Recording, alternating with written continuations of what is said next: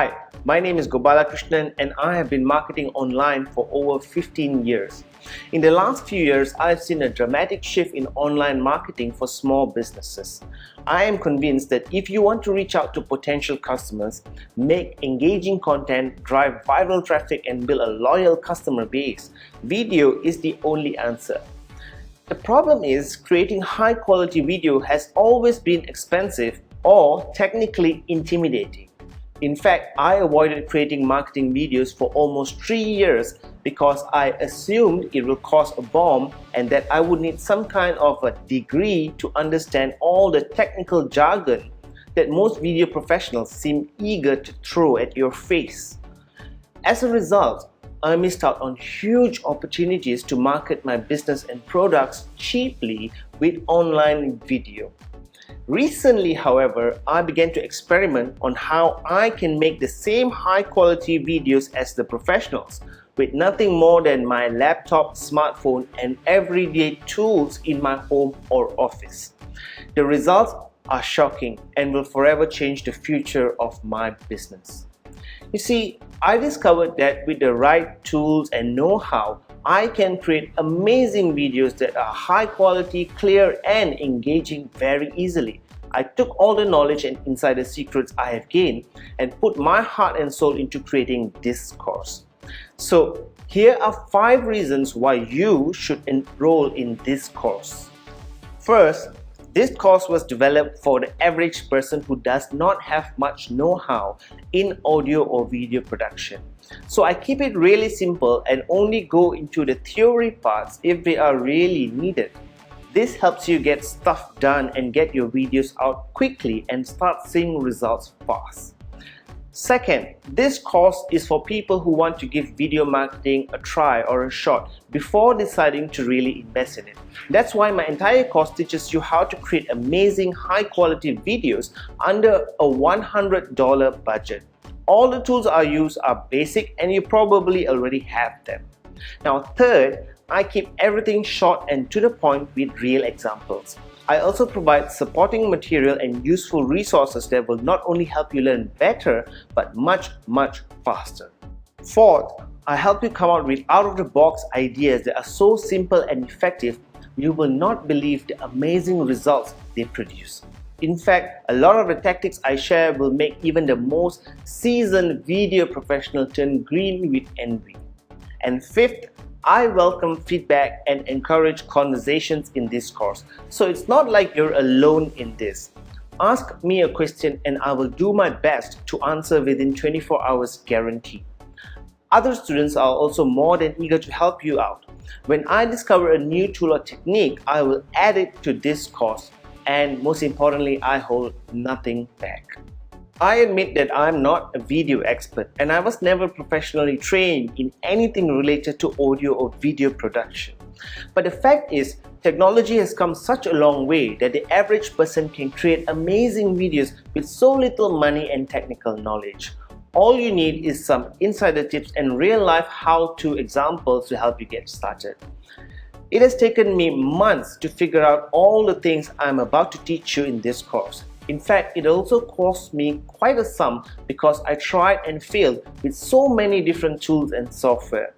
By enrolling in this course, you will be able to avoid making the same silly mistakes and get the most out of your video marketing efforts in no time. I guarantee that this course will meet your expectations, but it also comes with a no questions asked 30-day money-back guarantee just to assure you that you are never at risk. As I add more videos and lectures, the price of this course will go up and up. So I strongly recommend that you join now and get access to all future videos in this course at no additional cost. See you in the Students' Lounge where I will be waiting for your questions and feedback.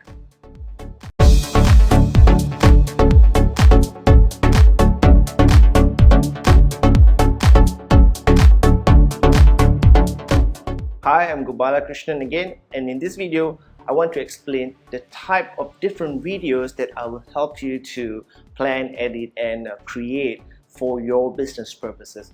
So the first and the most common is the slideshow presentation video. Now, we've all seen this before, where you simply create a PowerPoint or keynote slide, practice that slide as much as you can, and turn that into a recording. Slideshow presentations can be used, for example, in webinars, also to explain products or future plans. It's quite flexible and you can use it in many different ways. The second type of video is the in-person video, which is what you're looking at right now, or also sometimes known as the talking head video. And I guess it's known as a talking head video because all you see really is my head, maybe parts of my shoulder and my hand. So this kind of videos are also very effective, and it can be used for a broad range of purposes. It can be used to talk about your product, to introduce future launches. It can be used to talk about your company or any kind of content marketing that you want to do that involves video. Now, of course, the in-person or talking head video can be mashed up with other formats of video as well. The third and also a very popular way of creating video is screencast or screen capture videos. Now, this type of videos are normally very popularly used for video tutorials. So think of providing support to existing customers and teaching them how to use your software or your app. A screencast video is perfect to do this. Screencasts can also be used to create tutorials that you can sell online. And I have literally sold more than $100,000 worth of screencast WordPress videos in the past, and I continue to create and sell screencast videos today. The fourth is an expert interview video. This type of videos can be very useful to provide really good content to your existing customers, or also you can upload them to YouTube, and that will help you to get viral traffic to your blog or your product. In this interview format, there are typically two people involved, you and the person that you are going to interview. Now, normally this would involve a quite huge setup with lights, camera, and different types of mics. But think of an interview where you go and meet the person in a cafe. You definitely wouldn't want to bring your entire filming crew into the cafe, assuming that you can afford a filming crew, of course. But I'm going to teach you a very simple way to use nothing but your laptop and a very simple mic and create really good interviews that can be used in many different places. The fifth is a live action kind of a video. And this, of course, normally involves any kind of live action with a lot of movement. And this video that you're watching now does not involve much movement. But think of, for example, company events, or for the branding purposes of your business where you want to show a retreat that you have done recently, or your company's meeting, or any kind of team working, or anything that involves movement. Now, I will show you how to create really good videos that are almost professional, but using very basic tools like, as I mentioned, your smartphone, and also some other tools like a monopod, etc. The sixth is an animated demo video. Now, demo videos are very useful to explain how your product works, and when you do a demo video correctly and properly, it can replace an entire sales page. So you've seen some apps and some software out there that have very little text on their website, but their videos do a really good job that just by watching the video, you would sign up for a free trial or even purchase a product. I will teach you how to do those type of videos as well. And the seventh type of video is a mashup that consists of all the other 6 methods that I just explained. So mashups are again very flexible, and it can be used for all kinds of purposes. And also you can also use the mashup format for non-business purposes, like to create a video of someone's wedding or barbecue or birthday party. So in this course, I will teach you how to create not less than 7 different projects, and I will show you step by step how to accomplish each type of project that I just mentioned here. So stay tuned to this course and look at the course curriculum to discover what are the latest videos that we have either added or will be adding very soon.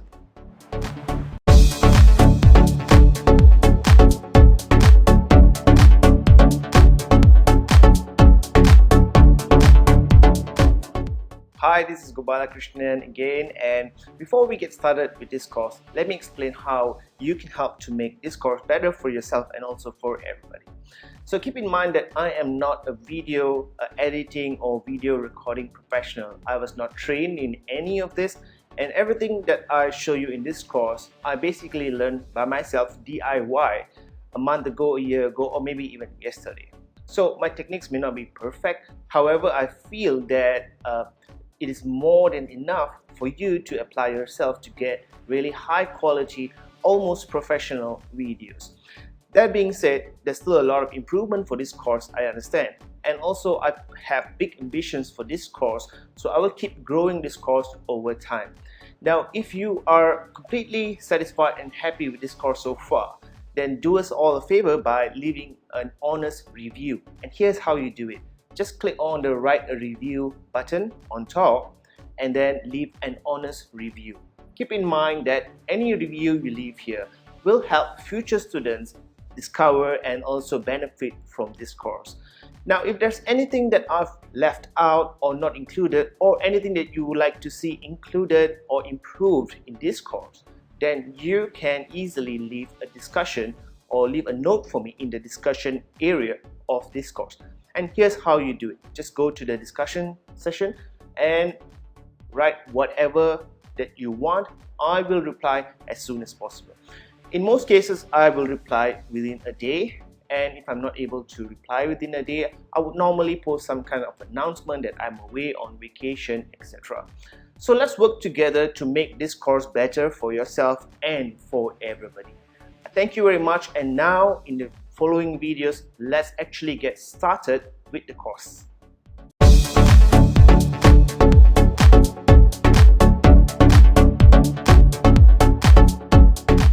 Hey, and welcome back to the course. So in this tutorial, I want to talk about the tools that you would need to create really awesome, amazing videos for your business.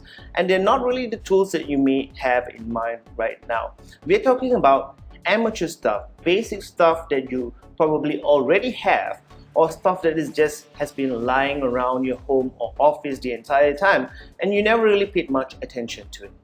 So the first thing you need, of course, is a laptop or a computer with a webcam that can take good HD video. Again, this is probably most of the computers or laptops out there in the market today. In my case, I'm using a MacBook Air with the FaceTime camera, and it does a tremendous job of recording good HD videos, as you can see from this video. So the second thing that you would need, and you probably already have, is any kind of smartphone that can take HD movie recording. So in my case, I'm using a Samsung Galaxy S5. So it has a back camera that can record HD video. It also has a front-facing camera that can also record HD video, although slightly lesser quality. And I use both the back and front cameras. So those are two things that you already have. One more very important tool that you should have and you should invest in is an actual microphone.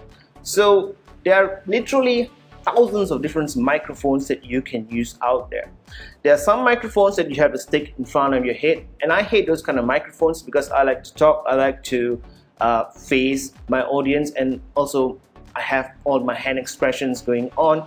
And there are also people who like to use headsets with a built-in microphone, but I recommend only one kind of microphone, which is a lapel mic or a lavalier microphone, or also a clip-on mic. So in this case, it's a microphone by Rode, very well-known brand, but this is a special microphone they created that is compatible with both smartphones and also in my case, my MacBook Air. So this is a low-powered microphone, and it's not the standard lavalier microphone that you may use for your digital DSLR camera. It's a special kind of microphone. It costs $79 or $80. And the tool that I can't show you, but it is a tool that I'm using to record this movie right now, is iMovie 10. That costs $15. So with the microphone and iMovie, you're up to about less than $100. Now let's talk about the other tools that are purely optional, but it will really help if you have these tools. You probably already have them and never paid much attention. And the one thing that I'd like to mention, of course, is the all-powerful selfie stick. So this is not an expensive product here. This is, I think, less than $20, $20 US. So again, you probably already have this at home, and all you've been doing with it so far is taking selfies of yourself, which is what it's meant for. But when you use it creatively, you can actually do a lot of things with this selfie stick or monopod. So make sure that you have a decent selfie stick that can extend quite a distance. Okay, so this extends to almost 1.5 meters for me, and this comes with a built-in Bluetooth that I can press on this button to start taking pictures. Doesn't work for video though, but it's still nevertheless useful for taking pictures. Now, the other thing about the selfie stick is that make sure it's sturdy enough, so when you extend it fully and when you put your camera on the other end, it should feel good and it should feel stable. So as for the business end of the selfie stick or monopod, there are again many different types of selfie stick that you can buy. The cheapest one or the most common one are the ones with the rubber padding on top and you pull it on top. And I don't like that because the rubber stuff, it gets lost easily. So if you can get something like this where you can clip on your camera and you can adjust the length of it as well, so it can fit any kind of smartphone. And most importantly here, this little hole here is a standard dimension that can fit any kind of tripod, whether it's a table tripod or a standing tripod. So it will become very compatible with a lot of other stuff that you may want to use. So love the selfie stick, have the selfie stick, and I will show you in this course how to create really creative stuff using this very simple tool over here. Next, this again is very optional, a table tripod. So this again is a standard dimension here for the screw, and this is useful to put your smartphone on it and put it on your table if you want to record it that way, or if you just want to have a second footage of your main video. And my favorite tool that not many people use is the windshield mount for your smartphone. So in this case, it's a Samsung windshield mount, and well, as you can expect, you mount it to your windshield, and here you have your smartphone camera. So you can use it in your car, and I actually have a series that I do inside my car while driving and talk about online marketing stuff. But if you think creatively, this can also be mounted to, for example, your tiled kitchen wall. It can also be mounted to your window, and you can use it literally to put your smartphone and start recording.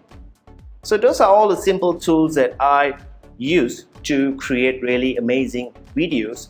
But really, the only things you really need is your laptop with your webcam camera, your smartphone that can take HD movie camera, and this little thing here that will change everything and give you really professional sounding audio. So the total cost we're talking about here, and of course iMovie 10, and don't confuse that with iMovie 11. iMovie 11 is the older version which came out in 2011.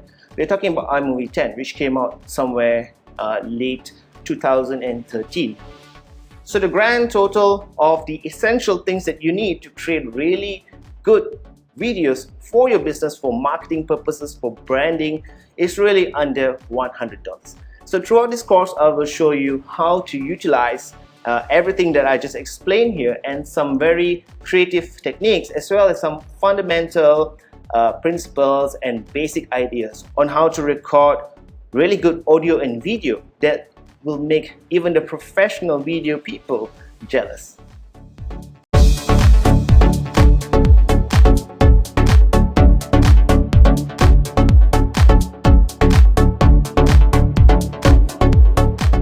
In this video, let's talk about the software that you can use to create awesome movies and videos for your business. Now, of course, there are literally hundreds of different software out there that each does a specific type of video or serves a specific purpose. But for most people, it comes down basically to the three software I'm going to explain here. And these are complete software suites that can record your screen, and they can also record yourself. You can also record yourself using your built-in camera or webcam. So the first is Camtasia Studio, or actually it's called Camtasia for Mac. And this works on both PC and Macs as well. So if you have a PC, you can get Camtasia Studio for PC, and for Mac it's Camtasia for Mac. So Camtasia for Mac started off as pure screen recording and editing software, but today it can do much more. So let's look at the features of Camtasia. You can record anything you want, create dynamic videos, share.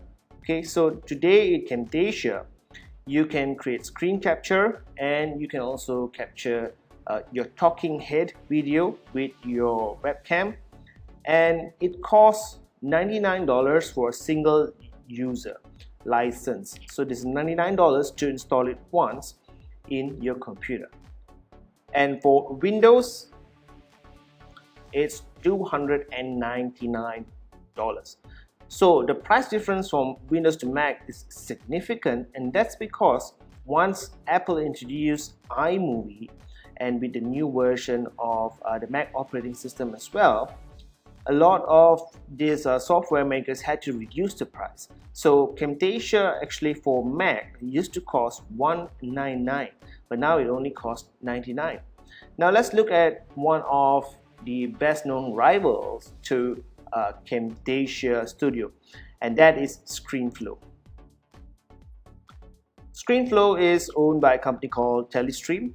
So ScreenFlow, although it's not as flashy in terms of its presentation and websites compared to Camtasia, it is just as powerful as Camtasia or even more powerful. And it costs only $99 as well. So ScreenFlow basically has tagged its pricing to Camtasia. When Camtasia was $199, ScreenFlow cost $199 as well, but now they both cost $99 for Mac. ScreenFlow, however, is only available for Mac, and sorry PC users, but you can't experience ScreenFlow. So in terms of functionality, ScreenFlow and Camtasia is more or less similar. They're both meant primarily for screen recording and producing screen capture videos, but of course they can both now also support HD video from your webcam. Now, if you would ask me to choose between Camtasia Studio and ScreenFlow, I would choose ScreenFlow. It is a bit harder to use compared to Camtasia Studio, but once you get the hang of it, ScreenFlow is actually way more flexible and powerful compared to Camtasia Studio. However, although I do have Camtasia Studio and ScreenFlow, which I'm actually using to record this series of lectures and tutorials, which I'm actually using to record some of the videos in this tutorial. If you ask me to compare these two with iMovie, I would choose iMovie any day. So iMovie had a different history. Now iMovie is mostly for importing your photos and importing your videos, and it's not about screen capture at all. So iMovie doesn't even come with a built-in feature to capture what's happening on your screen. But there are tons of other software that you can use for that, including the built-in QuickTime application that comes with every Mac. So yes, iMovie doesn't have a built-in screen capture component, but for everything else, I find iMovie to be way better. Number one, it's easier to use once you understand the basic concepts. Number two, producing anything in iMovie is much faster than Camtasia Studio or ScreenFlow, and I can get it done in half the time compared to Camtasia Studio or ScreenFlow. The second is that iMovie has almost never crashed no matter what I'm doing. I can be producing a video and recording or editing another video at the same time, and it will never crash. It is so stable. I can't say the same for Camtasia Studio, which in my opinion is the most unstable of all the three software I've mentioned here. ScreenFlow does a good job as well, but ScreenFlow tends to suck up a lot of memory and also a lot of your RAM compared to iMovie. So iMovie is really my preferred software. It is not meant for screen recording, but if you're talking about covering a wide range of video types, for example, your talking head video, a video demo, animation, etc., iMovie not only gets the job done, but it gets the job done fast. And it's very reliable, it's very stable. And the best part is, iMovie costs only $14.99. So when you go to the Apple Store and click on iMovie, and it will bring you to the Mac App Store on the Apple website, and you get a notification like this. Click on Launch Application. So when you click through from the Apple website, you go to the Mac App Store, the online version, and click on View in Mac App Store to view it in the App Store on your computer. You get a message like this. You just choose Launch Application, and now you will be looking at the iMovie app page on your computer. So the easiest way to get iMovie is to just purchase it from within your Mac App Store on your computer. It only costs $14.99, and this will be the best investment you make this year if you're serious about using videos to grow your business. And of course, as with any Mac app that you purchase, it supports up to 5 different Mac computers. So when you buy iMovie at $14.99, you can use it on your iMac, your MacBook Air, or any other application. This is not, however, the same version of iMovie that is meant for iPad and iPhone. That is a separate application. You can get it free from the iOS App Store, and you can use it on your iPad or iPhone. But the desktop version that I'm talking about here has way more features. So once you have purchased iMovie, then it will begin to automatically install in your computer, and then you can click on Open to open your application of iMovie. In the next video, I will explain the basic overview of the iMovie interface to help you to learn iMovie faster so that you can get to actually making the best videos without having to wrestle with the interface and the software.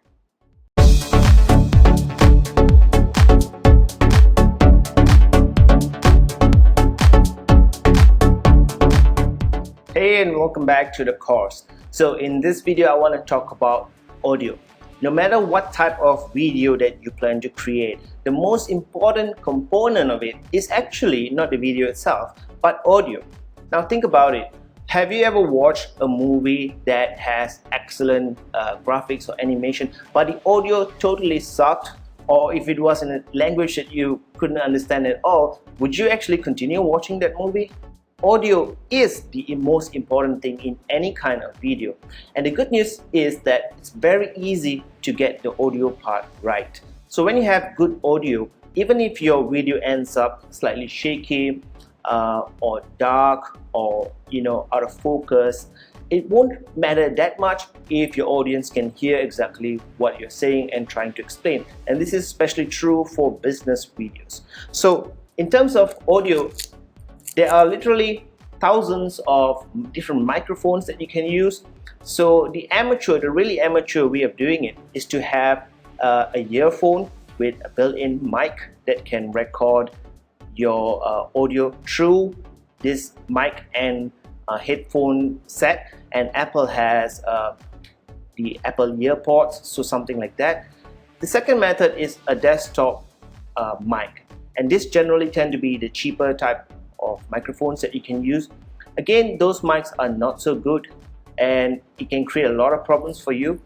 If you want to get serious in business recording good videos for your business, then I would recommend the Rode lavalier microphone or clip-on mic or lapel mic, whatever you want to call it. So this is a really simple microphone. This is the jack here, and this is compatible with smartphones, any kind of smartphones, and also tablets. Not all lavalier microphones are compatible with smartphones because smartphones are low powered devices. So if you have a DSLR camera and you already have something that looks like this, a lavalier microphone, it most probably will not work with your smartphone, because DSLR cameras are higher powered and smartphones and tablets are not. And also, if you have a MacBook Air or any kind of MacBook, you will need something like this as well. So you can go around hunting around the internet forever and ever, but I recommend that you use exactly what I'm using, which is the Rode microphone, and you can get it on Amazon. So it comes with what is called a pop filter over here. So you can use this, it's very flexible. You can use it in a talking head video like what I'm doing now. You can also use it when you are trying to record screencasts and it doesn't get in the way. There's nothing hanging in front of you here. You don't have to constantly measure your distance from the microphone. It clips on just like this. So the advantage of this is that you can move left, right, you can be yourself, you can do all the hand movements you want, and the audio is consistent. So this is how it looks like, very simple. This end goes into your laptop or your smartphone, and this is where you speak into. Now, when you're recording audio, of course, with a lavalier microphone, then the way to measure the distance is very easy. This is how I measure the distance. So this is the microphone and this is my mouth.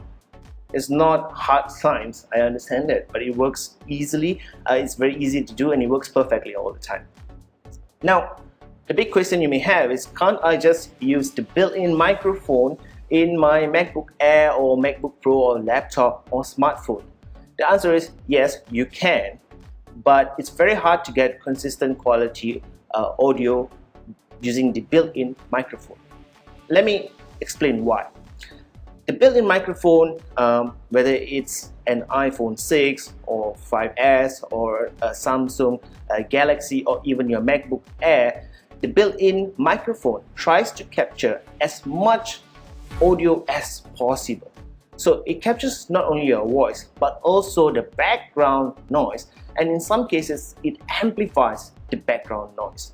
So if you are in a perfectly quiet room, there's absolutely no noise at all, then you can use the built-in microphone of your camera, because there's just no other noise that it can capture. So it will only capture or focus on your voice. But if you're outdoors, or if you just can't get into a condition where there's absolutely no noise, then you will find that the built-in audio sometimes actually over amplifies the background noise and tones down the vocals or what's coming out of your mouth, right? So that creates a big problem, because you get really noisy video. Let me give you an example. So this is now using the Rode lavalier microphone, and let me unplug that and show you the quality difference when you use the built-in microphone. Okay, so now we are using the built-in microphone for my MacBook Air, and you can immediately see the difference in sound quality. You probably hear the sound of my aircon or the sound of people walking behind me, and that's what happens when you use the built-in microphone. The microphone wants to capture as much audio as it can and amplify everything to give you a good overview of what's happening all around you, but that's not really what you want. You only want your voice and you want to minimize any other noise. So my best advice would be to spend the $80 and get this microphone against the Rode microphone, or the actual name for it is the Rode Smart Lav microphone, which I will put in the resources section. And this will be the best investment that you can make if you're serious about creating videos for your business.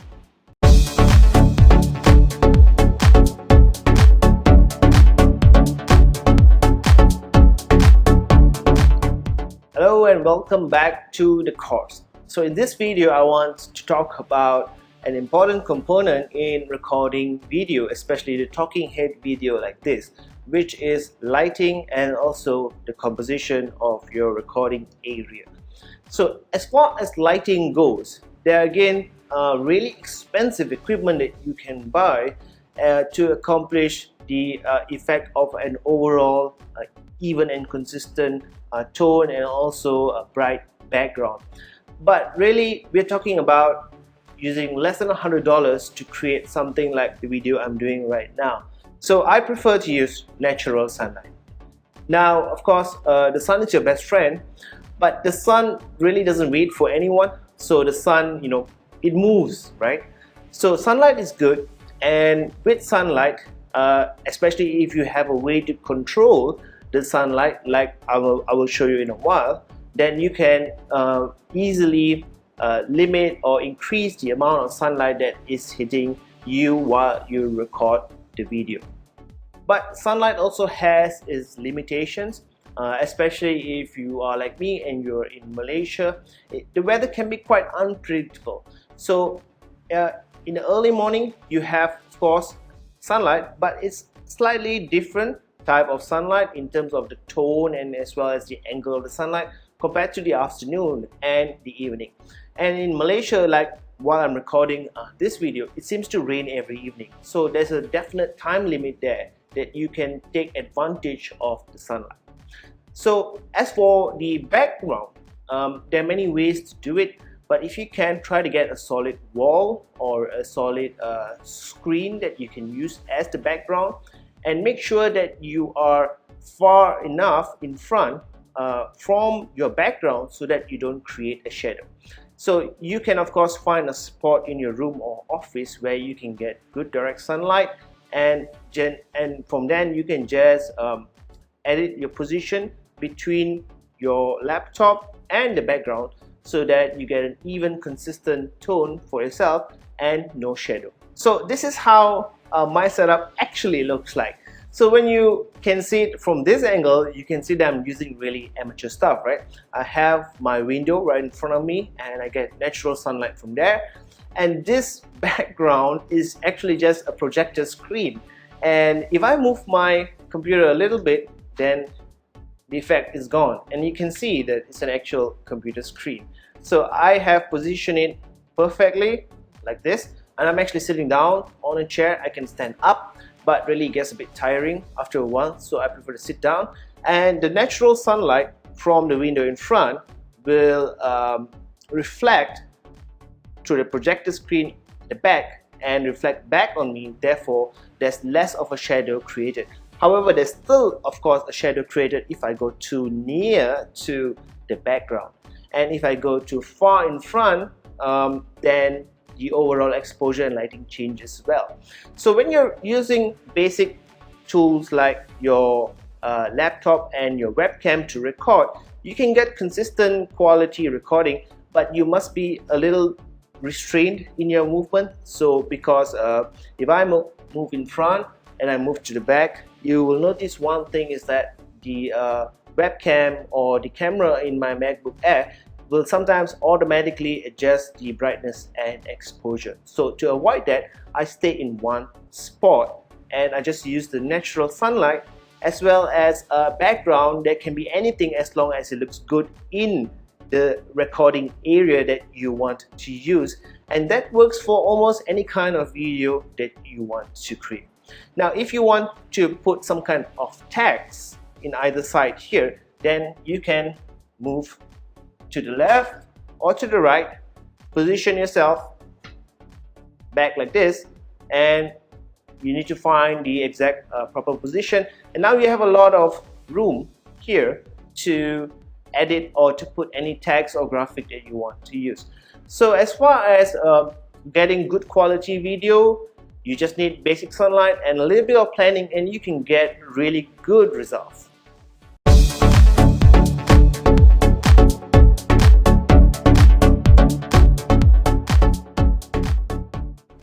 Hi, it's Gopala Krishnan again, and in this video we're going to take a look at the humble monopod or selfie stick, and I want to discuss some of the type of video shots that we can get using this very simple device.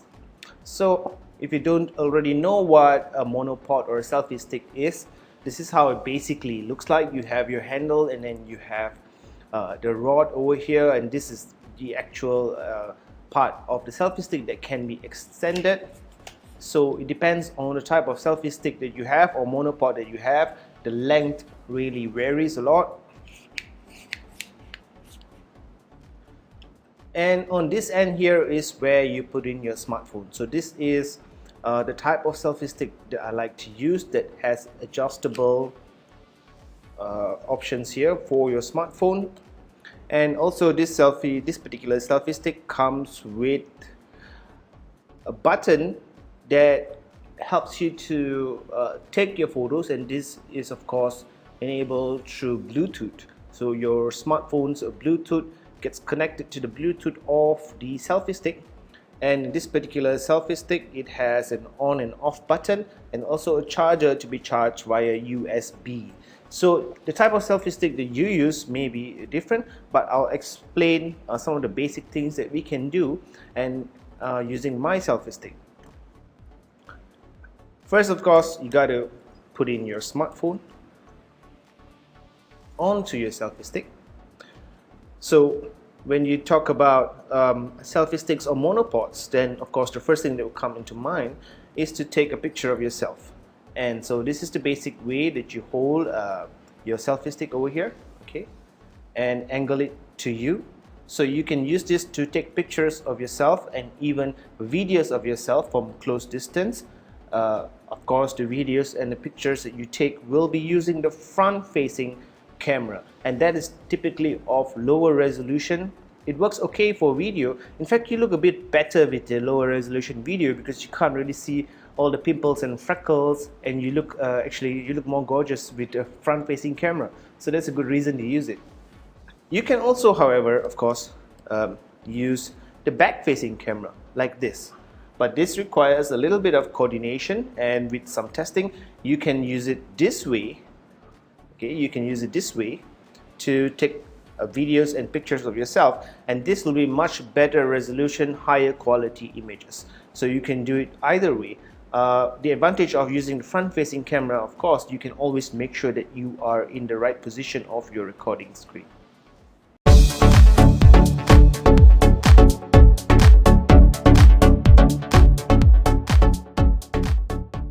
Okay, so let's move beyond taking endless selfies. How else can we use this little selfie stick for? So when it comes to taking videos, there are many type of creative video shots that you can take. And if you have seen videos taken by a GoPro camera, so those are action-based videos, and they tend to be very unique in the sense that they capture video from angles that most people don't normally capture video. They capture video from a POV angle, which is the point of view of the person wearing the GoPro or using the GoPro camera. It also helps you to take videos from a higher angle or a lower angle. And the good news is, unless you actually want to take videos of yourself with your surfboard or swimming or skydiving or whatever, in most cases you can do the same thing with just your smartphone and the selfie stick. So the first type of creative shot that you can take with your selfie stick is the high angle shot. And to do that, you can either use your front camera or back camera. But again, since this is a high angle and I don't really need to be looking into my smartphone, I can just take it from the back facing camera over here. So with an angle like this, and now I can lengthen the selfie stick. The Bluetooth on this particular selfie stick or monopod is only for pictures. So for videos, I will still need to start capturing the video over here before I get into position. But with the selfie stick position like this, you can actually use it to get a wide or a high angle video of your subject matter. And you can use this for interviews, you can use this as supporting footage for any other video, just to introduce the environment or to give a different perspective or different angle to the main video. So of course, in most cases, the video that you get from your selfie stick using your smartphone won't be the primary video, so you don't need to worry about the audio that you capture from here, because we will not be using the audio that we capture from the selfie stick at all for this kind of shots. This will act as a secondary camera or the primary camera if you don't actually want to use any of the audio at all and you just want to replace it with background music. Now the second kind of shot that we can take is the low angle shot, and some people call it walking the dog. Well, I think that's a good name to have for this kind of shot. So just like the high angle shot, but this one is, however, this is the angle for the camera for walking the dog. Okay, so you will hold it like this, and you can extend it, and now all you have to do is walk the dog. You just have to hold the selfie stick like this and start walking around, and what this does, it helps to capture footage or video from a very low perspective, which is very unique because most of us, we see things from our eye level. So when you get to see things from a lower level perspective of a dog, for example, or a cat, then things are a bit different and seem more interesting to a certain point. So the problem with doing that, however, is that most smartphone cameras don't have proper video stabilization. So if you're using an iPhone 6 or iPhone 6 Plus or something better than that, then that shouldn't be an issue.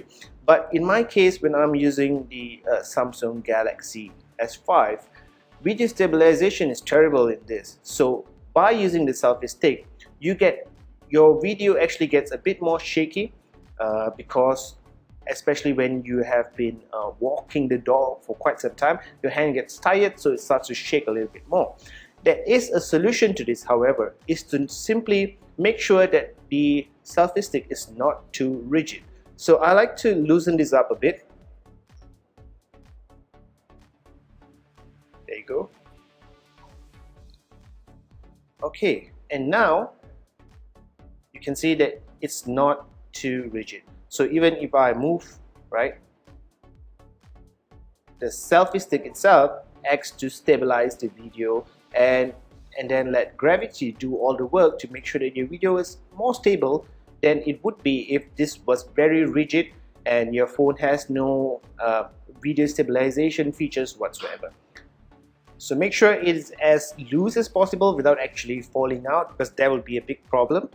And then let's take a look at some of the type of shots that we can have using this method, which is walking the dog, and it's really good for introducing a scene or suspense, putting in some elements of suspense, or as I mentioned, giving a different angle to a scene that you have already showed in the previous section of your video, but by giving a different angle, things look different. So let's look at two of the examples, which is the over the head shot or the helicopter shot, and also the walking the dog shot.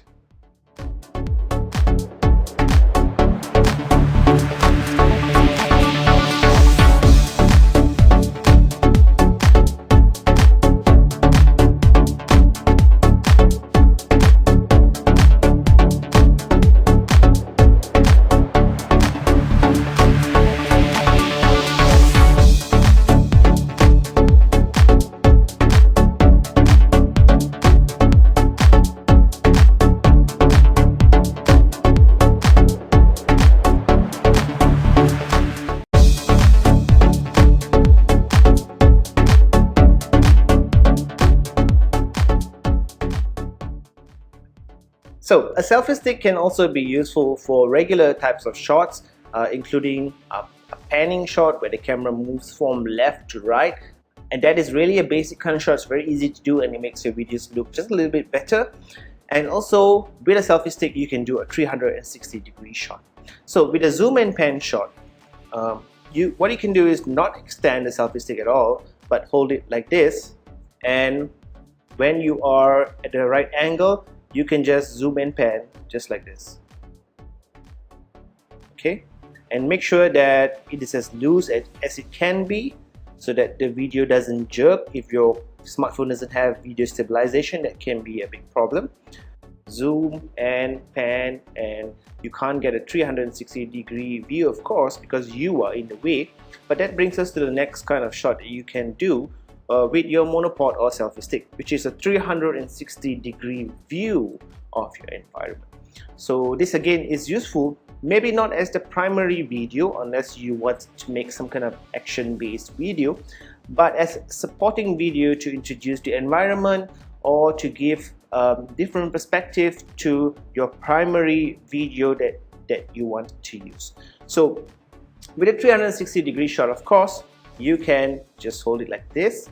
You can also extend the selfie, but what happens when you extend the selfie is that gravity works against you and everything just feels a little bit heavier, so you're exerting more force on your hands, and after a while it starts to wobble a little. So I would prefer to just get it as short as possible and hold it like this and do a 360-degree shot, so you get something like this.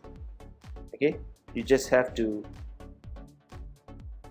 move your hand, or you can even use two hands to get it more stable. So why can't you just do it with your hands? So the problem with using your hand is that it's hard to maintain the level for the camera. So you may start off holding the smartphone like this, but you may go lower, you may go higher. With a selfie stick, however, it's a little bit easier to do that because you know where you're holding the camera and you can get a much more level kind of 360-degree shot. So selfie sticks are useful, and now let's take a look at those two shots that I mentioned, the zoom and pan basic kind of shot that you can do with your selfie stick. Okay, you can loosen this part so that it's easy to zoom, or if that's not possible, then you can just zoom and pan like this. Okay, or you can even do it the 360-degree way, zoom and pan. So the difference is that the zoom and pan stops after a few degrees, like maybe 30 degrees angle or 25 degrees, whereas the 360-degree shot, you start from the front and you go all the way 360 degrees until you get back to the front. So let's look at those two creative shots that you can do with just your selfie or monopod.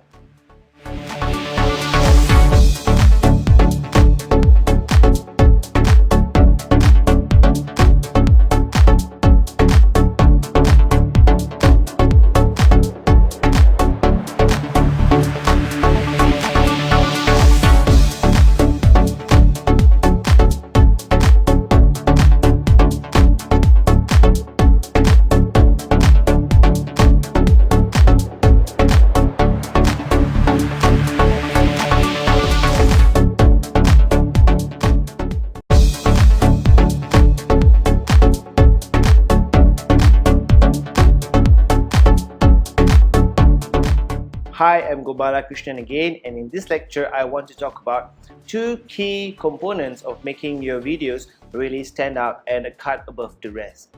The first one is testing, and the second is consistency. So I've seen a lot of courses to teach you how to make videos that dedicate an entire section to editing audio. So the problem here is that the audio levels or the audio settings were way off when they recorded the video, and therefore they need to import the audio itself out into a separate application like Audacity and then edit the audio back to the point where it sounds like you, or it sounds like the actual audio a normal human being would hear. Now I hate that. So I hate anything to do with audio editing. And if you ask studio professionals or video professionals, they will tell you the same thing. They almost never want to edit audio because it's something that is really tough to do.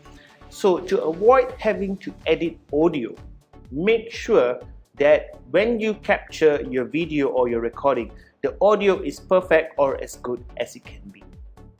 And to do that, it's really very simple. A lot of people just turn on their computer, turn on their webcam and plug in their mic and start recording whatever they want to record.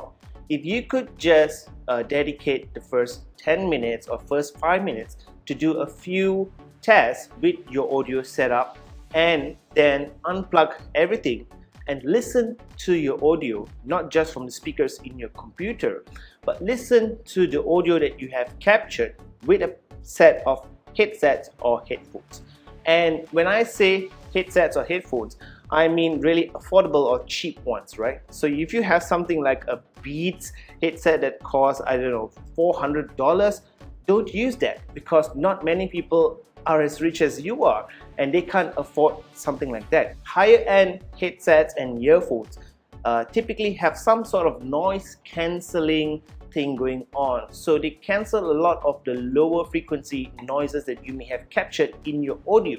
So if you're listening back to your test recording with one of those headphones, everything seems great. But when you dump that headphone and go to the really basic, cheap, below $10 or below $20 kind of headset and headphones, then you'll be able to hear a lot of the signals and a lot of the noises going on.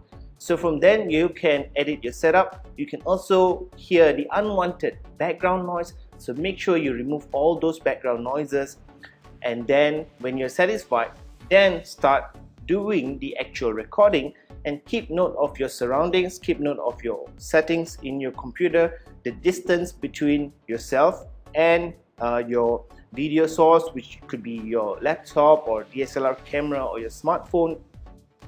And if possible, use some kind of marking tape to mark the exact position of your tripod or your table stand or your laptop, so that tomorrow you can continue recording with the exact same location, the exact same settings, and also the exact same distance between your computer, the distance between your mic, the distance between the background, etc. And that's how you get really good audio and video without having to edit the audio separately, because once you start doing that, then it's just no longer fun anymore. Now, the second thing I want to talk about is consistency. So would you be shocked if I told you that all lectures you're watching in this course was taken over a span of 1 month? Would you? Well, some of you, those who are paying attention and those who have an eye for detail, may notice that my hair is perhaps a bit longer or shorter, or my beard is slightly, longer or clean shaven or whatever. But the majority of you would not even realize that this video took a long time to record. This course took a long time to record. And most of you would expect that I just sat down in front of my computer one day and recorded everything that you see here within a span of 1 or 2 hours. Because when you are watching the video, so the entire course could be 2 hours, so most people would assume, it's just human nature to assume that everything that they're watching took place within that 2 hours. So when you talk about consistency, you want to maintain that effect for your viewer. Now the question is, what if you are inconsistent in your videos, or you look differently in your videos? Will that affect the quality of your videos? So if it's just a single video that you're doing, then of course there's no problem, right? So if it's just a single series of videos that are not connected to each other, no problem, you can look differently in all the videos. But if you're doing a series of video tutorials, then by not having the kind of consistency, it will make your videos look a little less professionally done, and it will of course make it look amateur, and that really plays a big impact in the minds of your viewers on the overall quality of your video. So how can you make your videos consistent? First thing, for guys, make sure that when you're recording a series of videos that you want to combine into a course or an online tutorial or YouTube channel, etc., make sure that you think beforehand how you want to look in your camera. I don't really need these glasses. I can see perfectly well with these glasses. This glasses that you see here contains some kind of blue screen filter that helps me to protect my eyes from staring at the computer every day. I'm perfectly capable of recording the entire session without the glasses on. But since I did wear the glasses on, I decided to keep it on throughout this lecture. And you'll notice the shirt that I'm wearing as well. I only have one shirt like this, so I only use it to record this video tutorial series.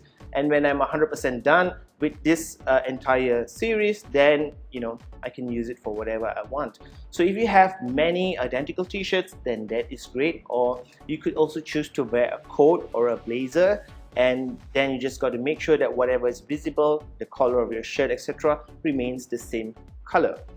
And of course, I don't have to mention that make sure you don't have a magic beard throughout your videos. What I'm trying to say is make sure that you don't have a beard in one video and the next video you're clean shaven. So also make sure that your hair levels are about the same. Most importantly, of course, select a background and conducive environment with lighting so that you can have some sense of consistency and continuity throughout your videos. So for women, make sure that you're not blonde in one video and a redhead in the next video. Now, it's okay if you record a series of 30 videos and somewhere in the middle, like after 15 videos, your hair just changes from blonde and change to a brunette, whatever. You can always explain that, hey, I just dyed my hair, blah blah blah. But if I'm watching 30 videos and in the first one you're a blonde and in the second video you're a brunette, etc., it's just confusing to me. And not just because I'm a guy, it's just confusing. So for guys, for girls, make sure that you consciously think of how you want to look throughout your series of videos that you're going to record, and try your best to maintain your appearance throughout the video. If you do not, then it won't be such a big deal to your viewers. They can accept it. But I mean, every time you watch a Hollywood movie, there is a consistency from the character from start to end. In a lot of movies, they wear the exact same clothes, just less of it, right? So as the movie goes on, they start stripping or they start taking off bits and pieces of their clothes, but they are in that one single costume. Now, we should apply something like that to achieve that kind of effect so that your viewers will be able to bond with you better. So if you don't have that kind of consistency going on, then you lose the opportunity to present a great video to your viewers, and instead all you'll be giving them is a good video. And there is a huge difference between good and great, and in my opinion, that differences can help you a lot in charging more, in making the video go more viral, in getting more likes, whatever it is. So remember these two key components in making great videos: testing. Test until you get the best settings that you can have before you start recording, and mark everything so that those settings or your environment can be pretty much consistent throughout a series of videos. And second, for consistency and continuity, make sure you appear the same throughout the entire video series. So of course, that involves a lot of planning, but it can be done if you think about it consciously before you start.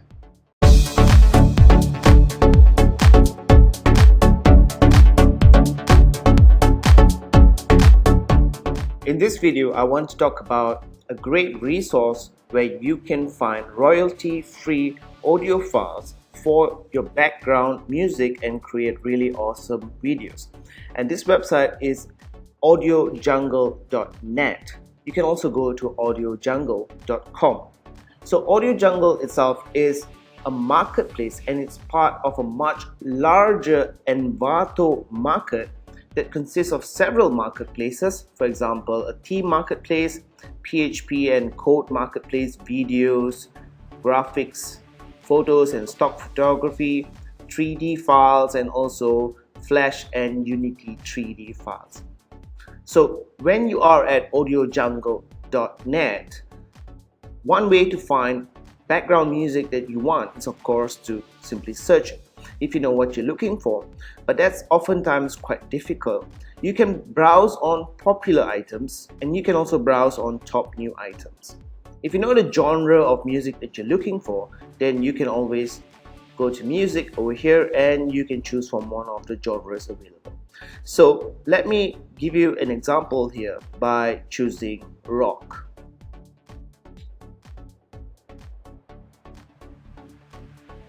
So when you are in the rock category, of course, you will notice that there are literally hundreds of files that you can choose from. To preview a file, you can just click on the play button here and listen to the music.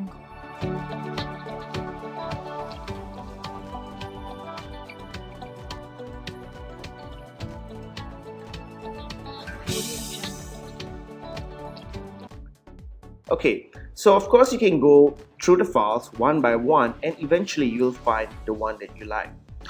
However, I prefer to cut short my time spent searching for music files. What I would like to do is change the default sorting here. Instead of newest items, I would either look at trending items or bestsellers. And now your list is much shorter. Now the other thing I would like to do when I search for music files is to make sure that I'm only looking at files that contain absolutely no vocals. I don't like files that have vocals in them, because when I use those files as background music, the vocals in the files tend to override or interrupt the actual video.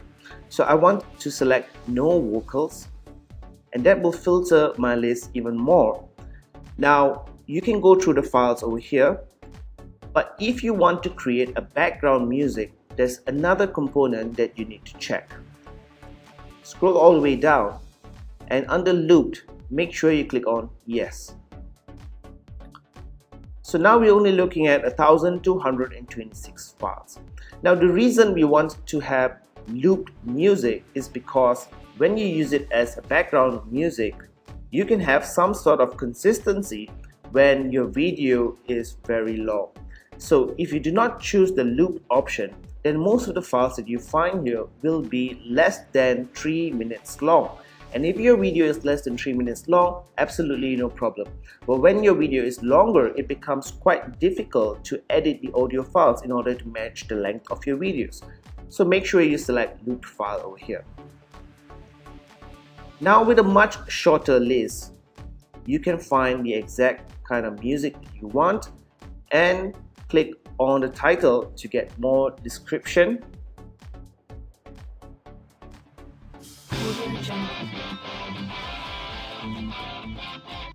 When you found the music that you want to use, you can see the price over here, but you don't have to buy it right away. This is the beautiful thing about Audio Jungle, is that you can just download a preview, and that will give you a very short video file. And in your iMovie application, you can easily import that file.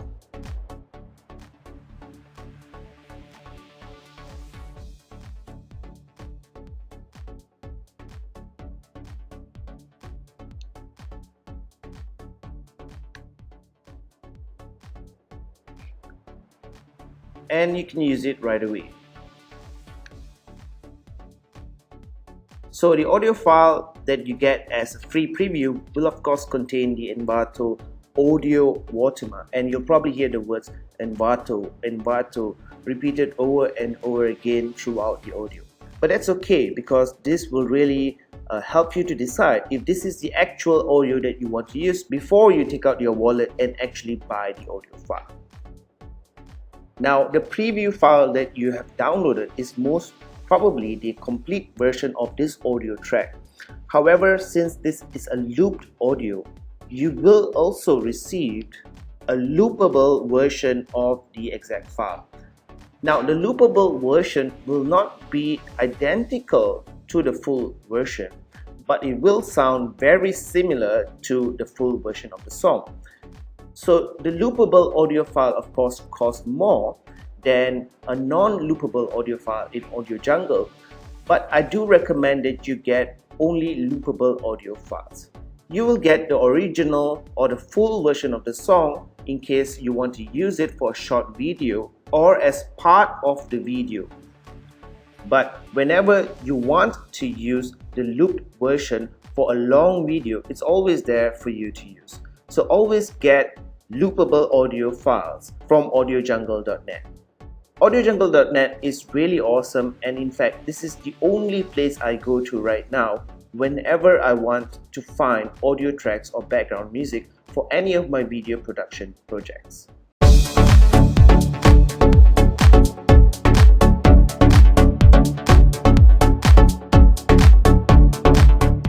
So in this video I'm going to show you how to import media into your iMovie application. So this is the very basic element of any kind of video production that you want to do with iMovie, is how to get your files into iMovie in the first place. So there are a few ways to do this, and Of course, the default way, as you can see, the large big button over here says import media. Now when you click on that button, and by default you'll probably be using the FaceTime HD camera, so I'm having a bad hair day today, excuse me for that. But there are other ways to get other files that you have already recorded into iMovie by using the options here, and you can click on Macintosh HD. If you have an external hard disk attached, you should also see it in this list over here. By clicking on Macintosh HD, you will see the file manager over here, and you can get the files that you want.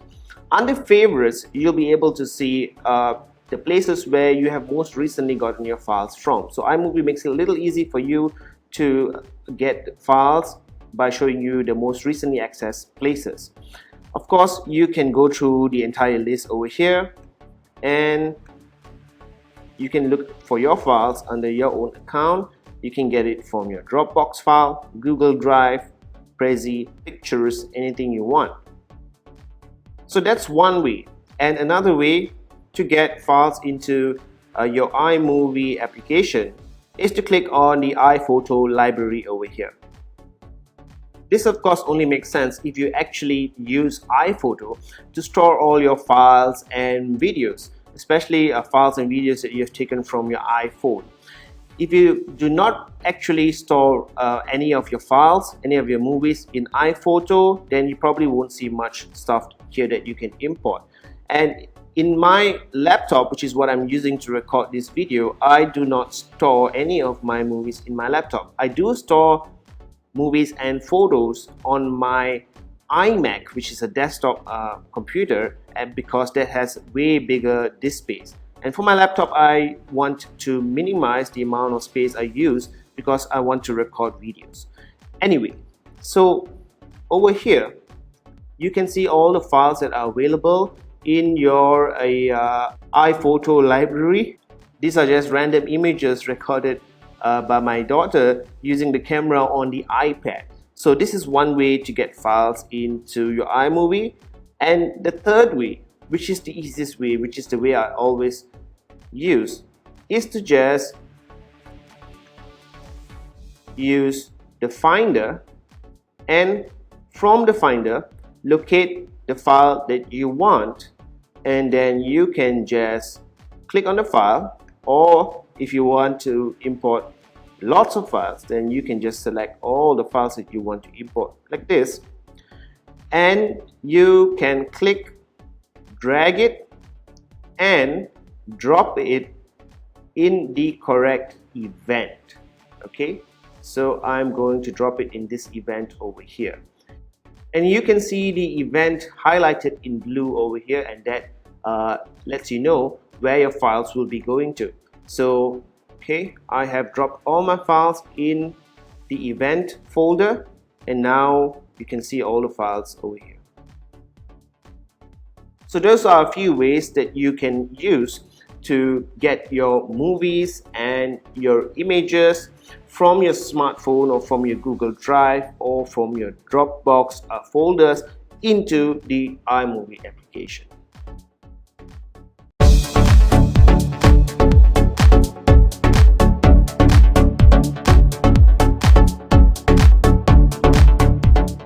In this video, I'm going to show you how to record yourself directly into iMovie using your Mac's FaceTime camera or webcam.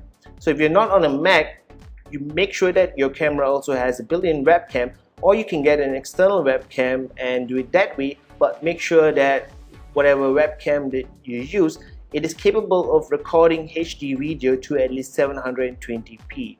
So when you're ready to start recording yourself, the talking head version of the video, click on the import button in iMovie, and that's how it works. So right away you can record yourself right into iMovie. You don't need to use an external camcorder or camera. This is how I do it anyway, and in most cases saves me a lot of time and a lot of hassle. Now the one thing you notice is that the angle is not quite right. So if I'm sitting right in front of my laptop, so this is what I would get. And if I try to go further away, then I'll look like, you know, it looks a bit weird, and you can see right up to inside my nose that way. So the thing with doing it this way is that you have to position your laptop far enough, something like this, and or walk behind and get the angle right. Now I have a very simple laptop stand that I bought for around $20, and this stand is really flexible. So what I can do is I can put it on the stand here and I get my perfect angle. And if that's not enough, I can always adjust the stand up or down if I want to stand. And the legs of the stand is also adjustable, so I can easily adjust it any direction that I want. And by having this simple tool, really I can get the perfect angle all the time. So the perfect angle has to be, the camera has to be looking at a slight decline towards your face. If it's too high like this, then it doesn't work. You look weird, you don't look your best actually. So something like this, at a slight angle, slight decline facing yourself. And of course, make sure that the background only contains the stuff that you want your audience to see. Everything else, push it far away. And when you're happy with everything, then just click on the big red button over there to start recording. So iMovie starts recording immediately. There's no countdown or there's no prompt, and there's also no way for you to see the level of your audio beforehand. So I recommend that you make a small test video before you actually start talking and start saying the stuff that you really want to say. You can, however, see the time elapse. So in this case, 23 seconds, 24 seconds. And once I stop the recording, I can click close, and here you have the recording over here. Okay, so that's how easy it is to start recording a talking head video directly into iMovie without any camcorder or smartphone or without any kind of external camera. It works very well, and in most cases it's more than enough to accomplish the type of video that you want to create.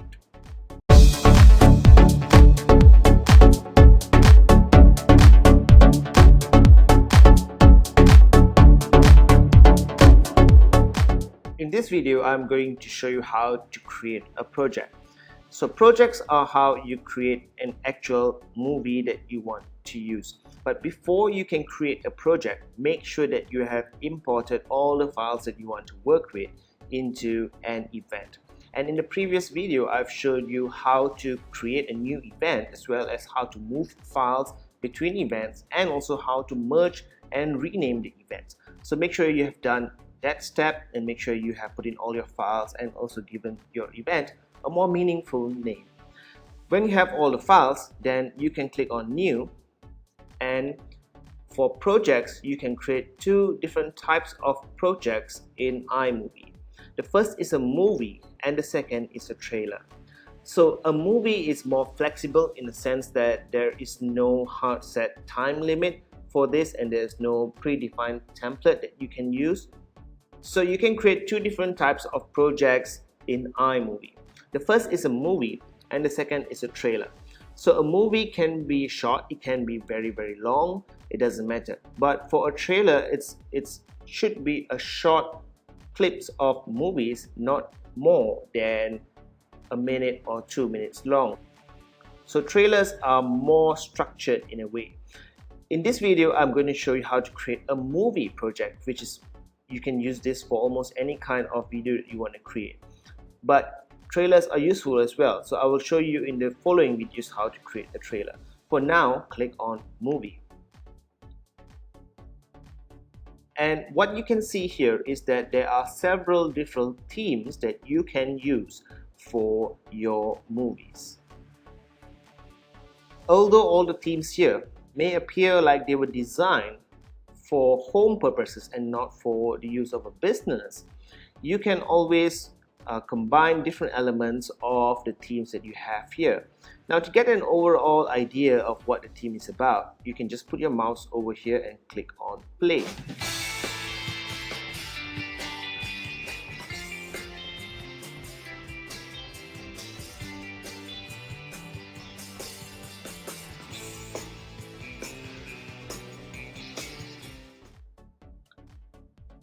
By selecting one of the default themes in iMovie, you actually have access to different types of transitions and effects, and you will not get the same transition and effects if you select a different template over here.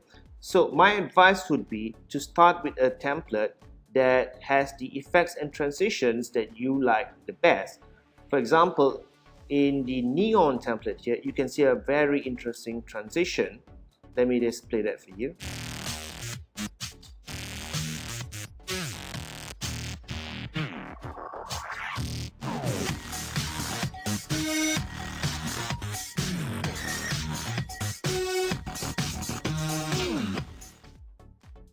So you can see the interesting transitions here. And if you want these transitions, then you have to create a movie based on this template. So let me start with that. And now you can give your project or your movie a name and select the event to link this project to. So make sure here you are selecting the event that contains all the files you'll be using in this movie, and then you can click on OK. Okay, and now you can see that my new movie is over here. It's called Test Movie. So to start creating stuff with this movie, I can just select the files that I want to work with. Actually, it's easier to select the individual files and drag it over here. And what you will notice is that iMovie will automatically insert titles and transitions into the videos. So let me play that from the start.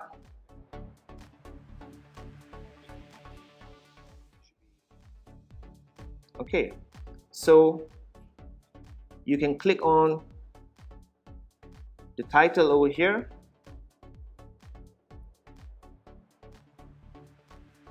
You can edit that, and you can add more videos.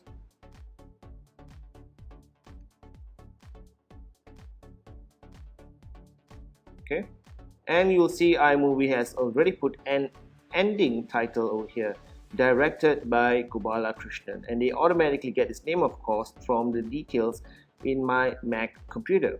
So now you can add other stuff as well in the middle, and iMovie will automatically also add the relevant transitions that are needed for that. Okay, so now let's play this.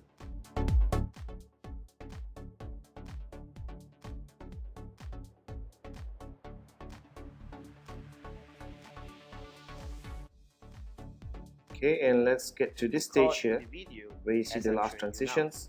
So I'm going to click on stop. Alright, so what you see here is that everything is set, and you can of course edit the titles that you want, but you cannot edit certain things like the transitions. Okay, so for example, if I want to delete this transition, then I will get a message here from iMovie saying that automatic titles and transitions are turned on. As you add clips to your movie, iMovie automatically inserts titles and transitions. To add your own, you must turn this feature off. I will show you in a while how to turn that on and off. But basically what this means is that to make it easy for you, iMovie has already put in the transitions and also the opening title and the closing title. You can, however, add any title that you want over here. Just click on title, and you can see here there are special titles as I mentioned above. And you can see here, as I mentioned before, when you select the theme, for that theme there will be some special titles available. So in this theme there's a very unique opening title, there's also an ending title, and there's a middle title. So I can just choose the middle title over here, and I can continue to edit this. Alright, so let's say you want to edit the length of this title. You can just click and drag it to make it much shorter. and that will make more sense in this case. Alright, so this is one of the fastest way for you to make a video. Let's say you need to make a really simple but effective video in the next half an hour or so. You can definitely use it. You can definitely use one of the themes in iMovie, and you can create stuff really fast. But of course, in most cases, you would want to have more flexibility in terms of what transitions are used, and also the kind of titles that are used for your project. So to do that, what you can do is make sure that you go back to your event, make sure that the current project is selected, and this bar here is very important. First, it shows you the quality of your video, and if you have shared this video or produced this video into an MP4 file, you can click on this icon here and it will show you the exact location of the file that you have exported. And what I want to talk about here is the settings button. It's a very small button. Most people miss this button, but this is how you can turn the automatic content on and off. So if you just want to use the transitions in this theme and the effects in this theme because you like it, but you want more flexibility, then you can turn off automatic content by unchecking the box here. Now you can actually do a lot of things that you couldn't do before. You can delete this transition. You can add a different type of transition. In fact, you can do anything you want. Now let's go back there and let's look at the other options. So here are a few other options that you can use or you can edit in for this particular project. Whenever you add a transition, iMovie will automatically put the length of that transition or the duration of it to 1 second.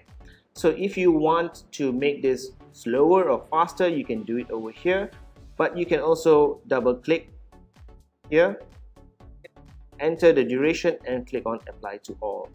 So let's go back here. Now you can also select the length of the clip's duration. So this is usually for the titles, and if you want a shorter title length or title duration, then you can edit over here. And whenever you put a picture or a photo into your iMovie project, you can also select the default effect to use. And iMovie has 3 effects: can burns, crop to fit, and crop to fill and fit. I normally don't bother with this as much because this can always be edited for the individual titles and for the individual photos. So one interesting thing here is that once you have created a movie or a trailer with a particular theme, you can always change the theme. Just click on this icon here, and now you can apply a very different theme. Select the theme and click on change. And now you are using the travel theme. So what does that mean? Okay, so when you go to transitions now, and you can see that you have a very different transition here that was not here before, and this is only for the travel theme. And you can easily use this transition for your existing project. So you can just click on the transition, drag it to the position that you want, and it will replace the current transition. So let's look at it now. So basically, any transition or effect that you see in the default themes in your iMovie, you can have access to it. It's just not very straightforward. So now let's go back to the project again and click on settings, and again I can select any of the other themes here. Let's select something like film strip and change. Now again I have access to different transitions of film strip that simply wasn't here before when I was working with a different theme. And I also have access to different titles, and the transition that I used here before from a different theme is still here. So as I said, you can have access to all the transitions and all the themes used within iMovie. However, it does not all appear under the titles and transitions. You have to switch between themes to get to the one that you really want to use.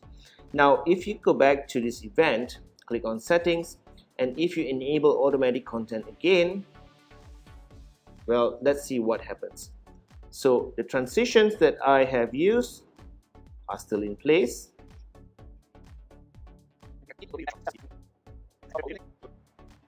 Okay.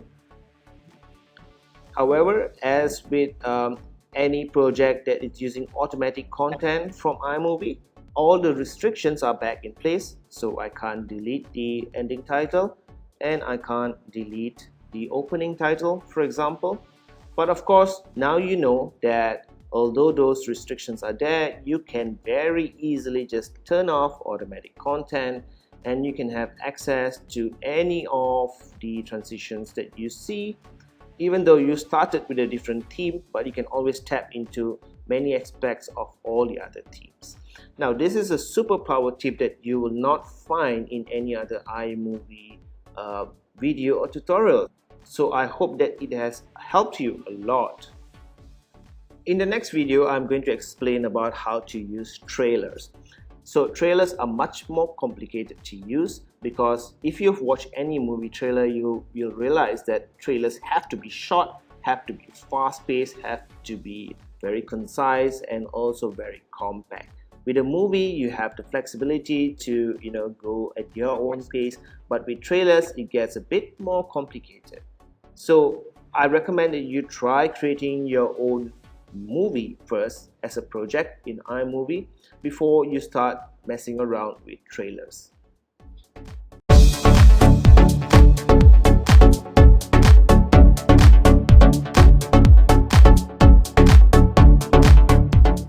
In this video, I'm going to show you the second type of project that you can create in iMovie, and that is called a trailer. So in the previous video, I've showed you how to create a movie project, which is something like this. So a movie can be however long you want it to be, and you have more flexibility in creating a movie. A trailer, however, can be very useful in certain circumstances. Well, if you have watched any movie trailer, you'll realize very quickly that a trailer has to be short. It has to convey a sense of suspense and anticipation. So normally a trailer would be used for viral marketing and also maybe to pre-launch or announce that you have a major project or a major software coming up. So it's used as teaser videos and any kind of marketing videos that is very time sensitive, where you need to convey enough to get the viewers interested and within a predetermined set of time. That being said, trailers are really difficult to create, but iMovie has done a really good job in helping you to at least sidestep all the normal stuff that you would have to do in order to create an effective trailer. So to create a trailer, you also have to make sure that you already have the files that you want to use in your event. Then click on New and click on Trailer. So under the description here, you can see the description is follow a template to create a Hollywood style movie trailer. Well, let's see if that is actually true. So as per with a movie project, trailers also come with all kinds of themes, and these are named according to the type of effect, music and transitions used. Let's take a look at Bollywood, for example.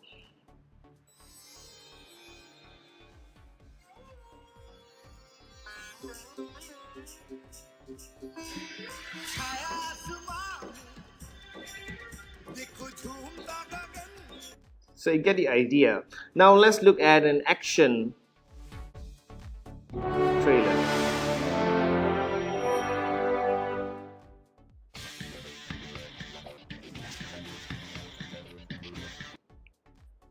Alright, now let's take a look at something totally different. So let's take a look at scary.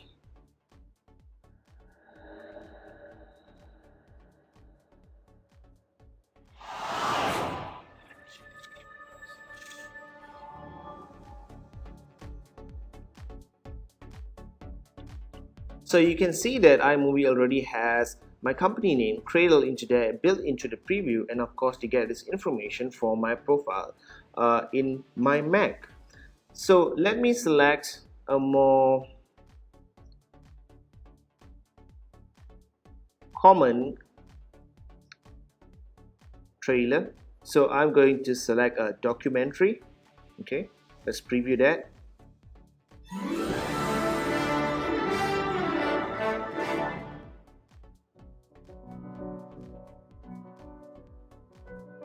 Okay, looks simple enough.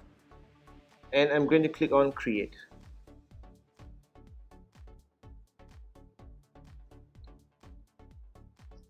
So as you would have done with a movie, make sure that the trailer is also tagged or linked to your event.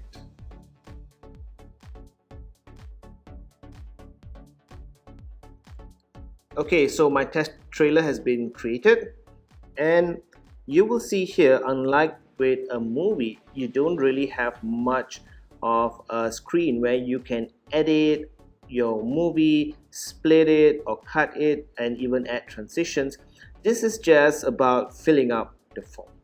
So when I selected this particular trailer template, under cast members, there are two cast members over here. Okay, so I can give, when I click on the cast member, I will see that relevant section of the trailer. The length of the trailer has already been set, and you can see the length over here, 1 minute 8 seconds.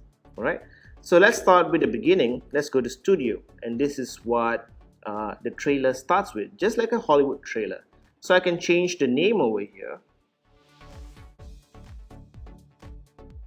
Okay, change it to your company name. For the logo style, the default for this theme, for this trailer theme, is the pyramid, but I can change it to anything I want, colored bars for example, and I can have a preview of the opening section of this trailer over here. Okay, and you can edit almost anything you want, but I mean, if you want to stick to the theme, then iMovie has actually very carefully selected the right images, the right soundtrack, and the right effects for you to achieve the effect of, in this case, a documentary.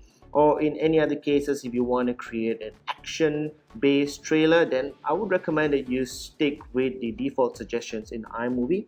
All you have to do is edit only these parts here. So for example, I can put edited by any other person in my company. Okay, you can see it's so easy to get all these things done up. If you don't have so many team members, for example, you can just delete that. And now let's go to the top. Okay, so here I can give my movie a name, and you can see the relevant section of it. True story, release date 2015. Okay, now let's go to storyboard. So the storyboard, and this storyboarding process is a very common process in movie production, especially professional movie production. Well, iMovie makes it a little bit easier for you. So the storyboard here is where you will place the images. So you can see the total duration for this particular section of the storyboard, which is the introduction or the first part of the video.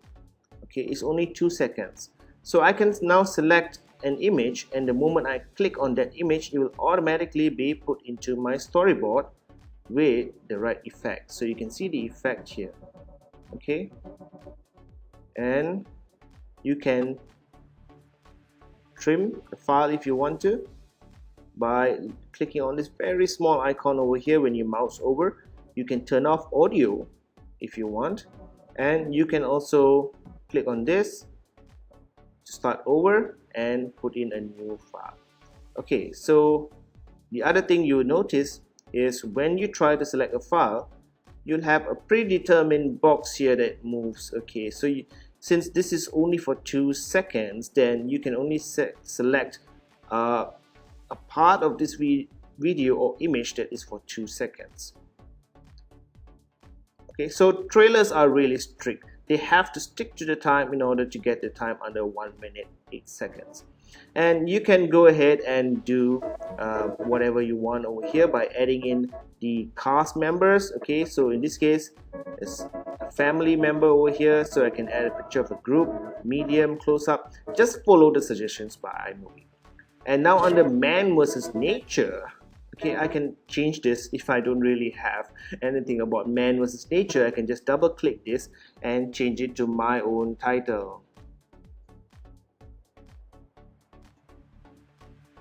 Okay, and now iMovie suggests that I put an action-based video over here, and this is for 3 seconds. So I can select an action-based. Well, I don't really have an action-based video, but I can select this, and now I can select an action base. Okay, let me select this, and that's done.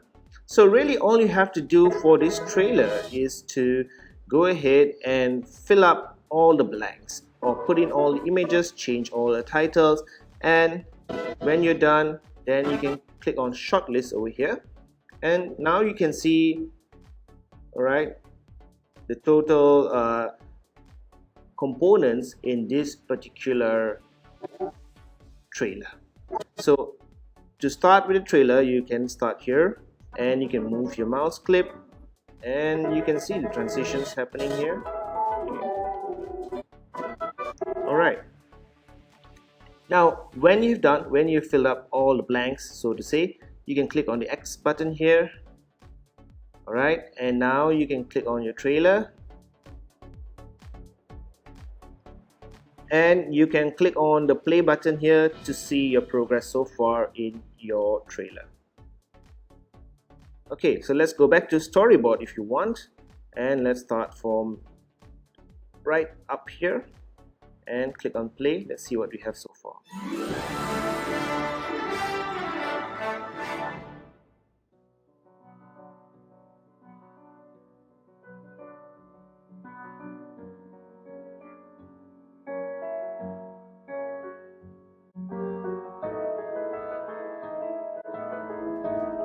Okay, so you get a very good picture of how to create a trailer.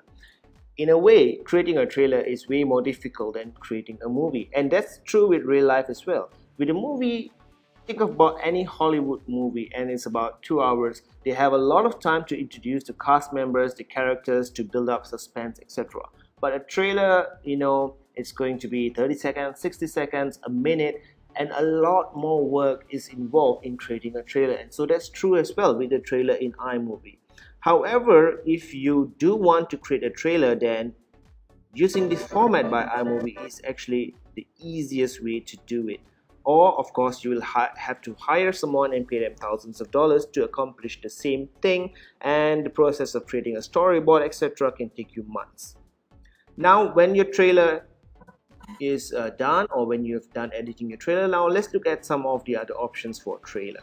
So when I click on trailer here and I click on settings, okay, the only settings I get here is Ken Burns. The only settings I can edit here is for the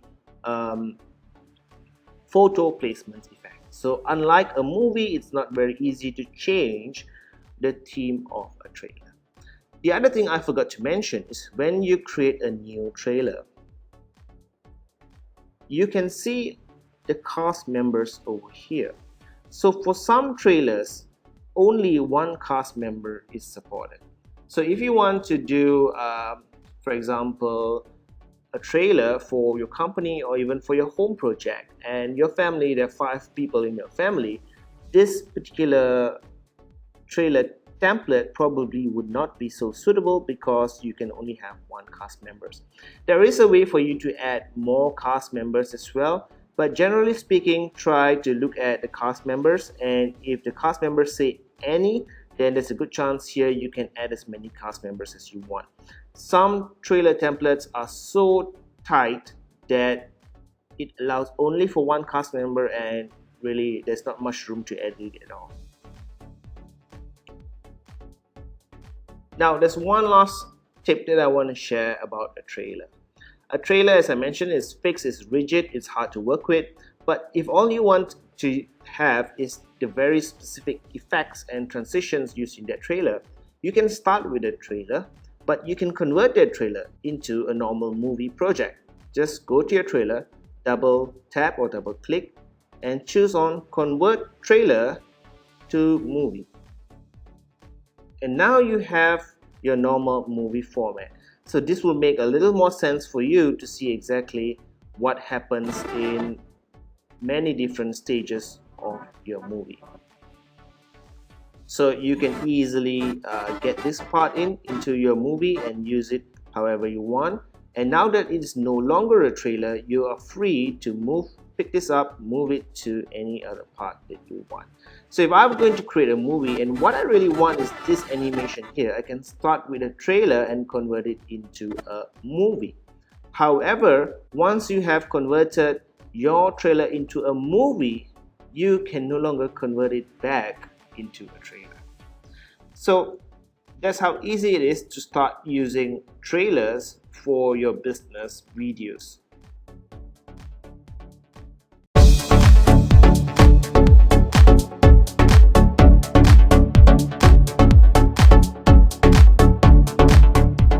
In this video, I'm going to explain the difference between an event and a project in iMovie. So when you import your files into iMovie, iMovie will automatically divide them into events based on the date, and the events appear over here. So by default, you would see something like this, and this means this is based on a date. So it is 3rd of January 2015. Now from an event, you can create multiple projects. In the example that you can see here, when I click on this event, iMovie shows me all the files contained in this event and also all the projects that I've created from this event. So first things first, it's very easy for you to rename an event that was automatically created by iMovie. So for example, by default, iMovie would give the event name based on the date. I can, however, click here and I can change it to whatever I want. The order of the events, however, is still based on date. So the event at the bottom here will be the videos that I have taken last month, and these are the stuff that I have added today. If the files in the event contain multiple dates, for example, some of the files here may be taken today, and this file could have been generated or taken last year, iMovie will automatically determine how to place your event here based on the total files contained within that event. So if most of the files were from last year and only one file is from this year, then the order of this event will be at the bottom. Now, the second thing is that you can easily create a new event in iMovie. So instead of putting all your files into an event, and to do that, just click on the year over here and double tap or double click and click on new event. Now you can call this event anything you want. So this event is empty. Import new media into this event by clicking on import, and of course I can select any of the files that I want to import into this event. So I'm going to select a few random files from different dates over here, and let's see how iMovie organizes my event. Okay, then I'm going to click on import selected. Right? So this is what I mean. You can see the order of the event now is the 3rd in this list, and that's probably because some of the pictures here are much older in terms of date compared to these two events over here. So if I delete any of the older pictures here, okay, for example, I can delete this picture, and to delete a file from your event, you just need to select it and click on delete. Okay, and if I delete the rest of it as well and only leave the latest file, then chances are you will see your event moving up or down. In this case, there's no particular movement, and that is most probably because of the file date as well. So the third thing here is that you can easily combine multiple events. So if for whatever reason you end up with too many events, for example, you want to import photos and videos from your company's annual retreat. However, in iMovie, let's say for example, that has automatically been put into 3 different events, and you want it all to be in one event, although the entire event was from a few days or from a week. So what you can do is either move all the files to the event like this and drop it here, and then you can delete this old event by double click and move event to trash, and there'll be a prompt here from iMovie saying that all media files and projects in this event will be deleted. So click on continue. So that's one way. An easier way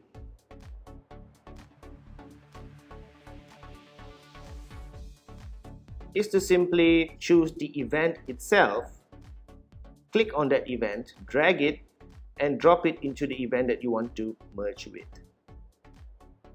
and everything has been moved, including the files and the projects that are related to the event. So the other question that I get all the time is how should you actually manage your files using events and projects? Some people like to create one event and tie that up to one project, but I prefer to create one event and have multiple projects in that event. In the example here, this event is for my video tutorial series on niche marketing that I am selling through Udemy. So in this particular event, I have multiple files, as you can see over here. I have my logo, and I also have multiple presentations and videos and multiple projects as well. So for me, this is an easy way to manage it because I don't want to see too many events over here. I just want to see one event, and within that event, it's okay for me to have multiple files, and I am willing to actually check every single file and create the different projects based on the different chapters or lectures, in this case for my online tutorial series. So it's really up to you. If you want to keep things simple, you can have one event for every video that you want to create, and from that event you can create a project. So in the next video, I will show you how to create a project and also how to modify the settings of your project.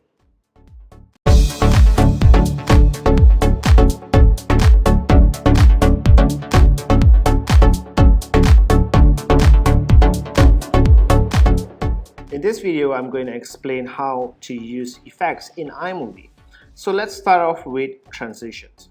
So transitions are used between one clip to another. To start using transitions, click on the Transitions tab under Content Library, and you can see the available transitions. So these are all the default transitions that are not associated with any theme.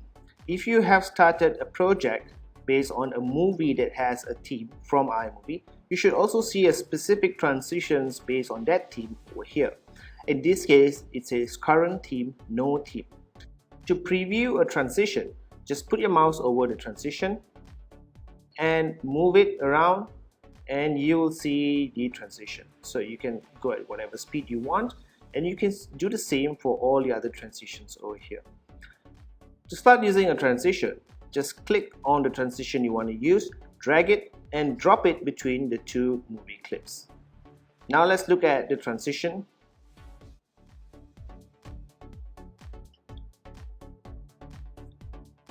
Next, you can double click on the transition and you can change the duration of the transition over here.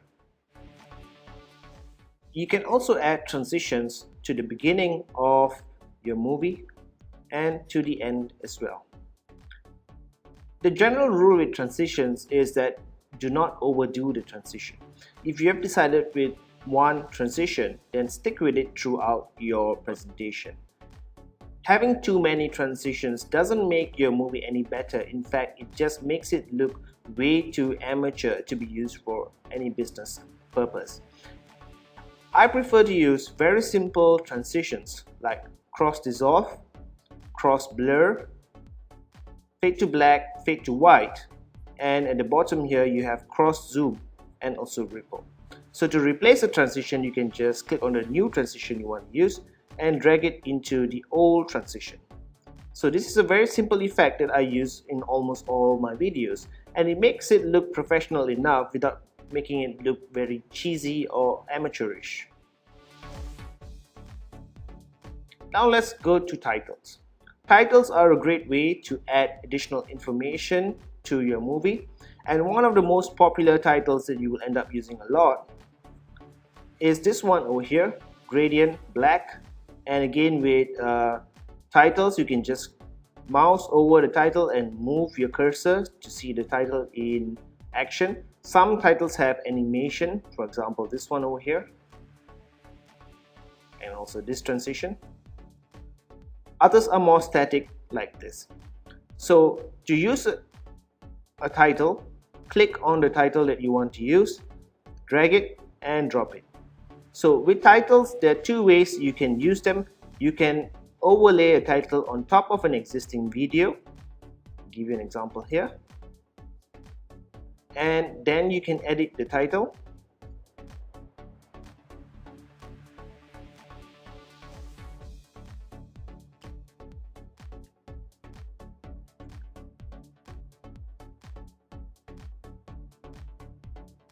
And the title comes with its own simple animation as well. In this case, it's just a fade animation. To edit the properties of the title, I can click on it, and I can click on the info button over here to change the duration of the title. I can also just change the duration by clicking at the edge of the title and just changing it to whatever I want over here. Now, a lot of the titles in iMovie are fixed, so what you see is what you get. You can do some simple editing like changing the font type, and you can choose the different type of fonts available here. You can also choose to make it bold, italicized, outlined, and you can change the color of the title text that you want to use. And you can also make it align to the left, center, middle, or justified. Now you can also use titles instead of transitions between two clips. To do that, you need to select a more appropriate title. Let's take this one for example, and I can click it, drag it, and drop it between the two clips that you see over here. You can't do this with every single type of title. iMovie has cleverly decided which titles are suitable to do something like this. So in this case, again, you can type your text over here. You can modify the font to whatever you want. You can also change the color of it. Now let's look at the titles in action.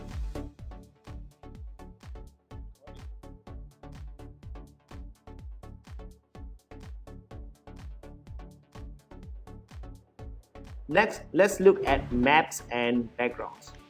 This is not particularly useful unless you want to convey some kind of journey. Put your mouse over the map that you want to use and move your cursor, and you can see in real time how this map would look like. So let's say, for example, I want to convey in my video that I'm traveling somewhere. Let's say I'm traveling from Malaysia to San Francisco. So I can click on this map over here. I can drag it and place it wherever I want to. Now I can double click on the map and choose the start point as well as the end point. So let's say I'm traveling from San Francisco and I want to go to Malaysia. Well, let's select Petronas Towers. Done. And now let's look at the map effect.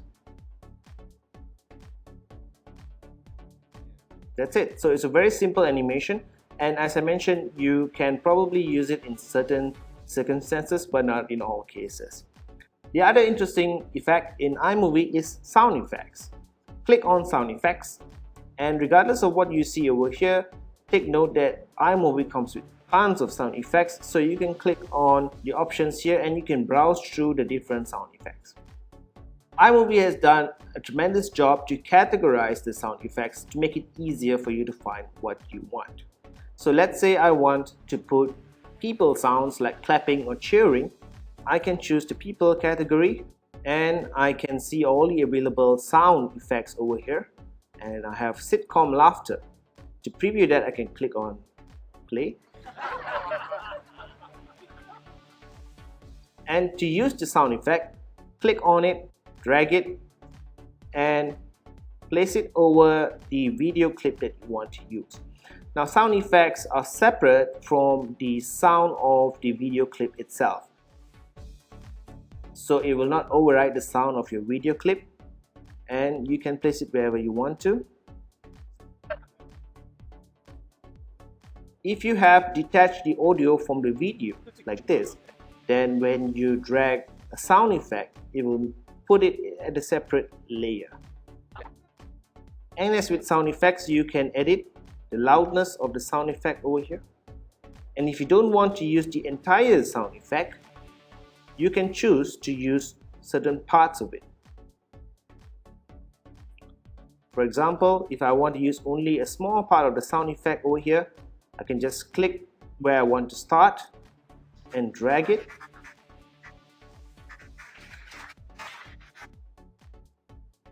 And click again, drag it, and drop it to where I want the sound effect to appear. You can make sound effects and any audio clip fade in and fade out. To do that, I recommend that you make the clips larger using the zoom function over here. Now, let's go to the sound effect that you want to use. And if you notice, there is a selector here. And when you click on that selector, it says audio fade in, and you can drag it and you can see the amount of fade in over here, and you can fade in as much as you want. You can also do the same for fade out. One more thing I missed is backgrounds.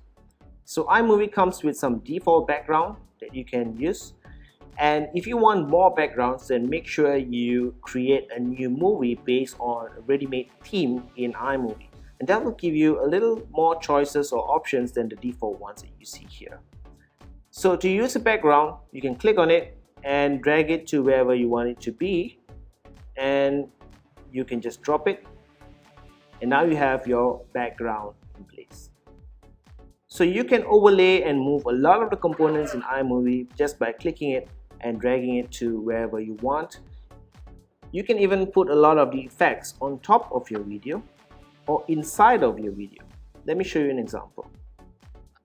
So now I have put the map on top of the video of me speaking, or the talking head version of my video. So although you can only see the map right now, but I can click on the map and then I can go to the option for picture-in-picture or video overlay settings, and I can choose to display this side by side, or I can choose to display it as a picture-in-picture. And now I can position this any place I want to, and I can increase or reduce the size of it. And let's see how that looks like right now.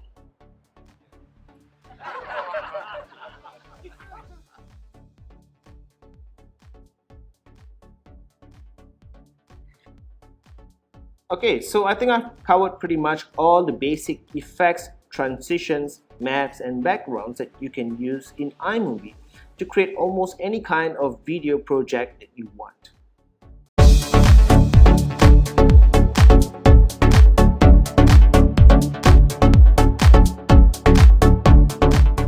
In this video, I'm going to show you how to easily add background music to your videos and make them really awesome. So with iMovie, it's really easy to add background music. In fact, iMovie comes preloaded with a huge library of music that you can use. Of course, if you have your own soundtrack, then you can import it into iMovie and use it. But in this video, I'm just going to show you how to use the default stuff. To add your background music, you have two options. You can use an actual song or a song that's published by an actual artist, or you can use jingles. Now, if you want to use an actual song and you already have that song in your iTunes application, then you can just click on iTunes over here and you can look for the song that you want to use. Now, when you have found the song, you can preview the song over here, and you can also select only certain portions of the song by clicking and dragging. If you want to use the entire song, then make sure the entire song is selected and you can press E, or you can just drag and drop the song over here. If you're using an actual published song, then a word of caution over here. It's okay to use a song when you are merely producing home videos or videos that are just going to be viewed by a very limited number of people. But if you plan to upload this video to YouTube, I strongly recommend not using an actual song because you will run into copyright issues. YouTube is so advanced today that when you upload your video, they can automatically recognize the soundtrack used in your video, and they will flag your video for all kinds of violation, including copyright infringement, and that could get your videos blocked either all over the world or only in certain countries. So again, if you're using this video for business purposes, don't use an actual song. You can click on sound effects and go to theme music, and they have several files over here that is used by default in iMovie for the different themes that they have. So you can preview the song that you want to use, click on the play button, and you can double click over here, press E, and they will be easily inserted into your video as the background music. Now, another option is to go to iMovie and click on jingles. So this is a huge library over here, and you can find almost any kind of background music that you want. You will note, however, that there are actually a few variations of the same song.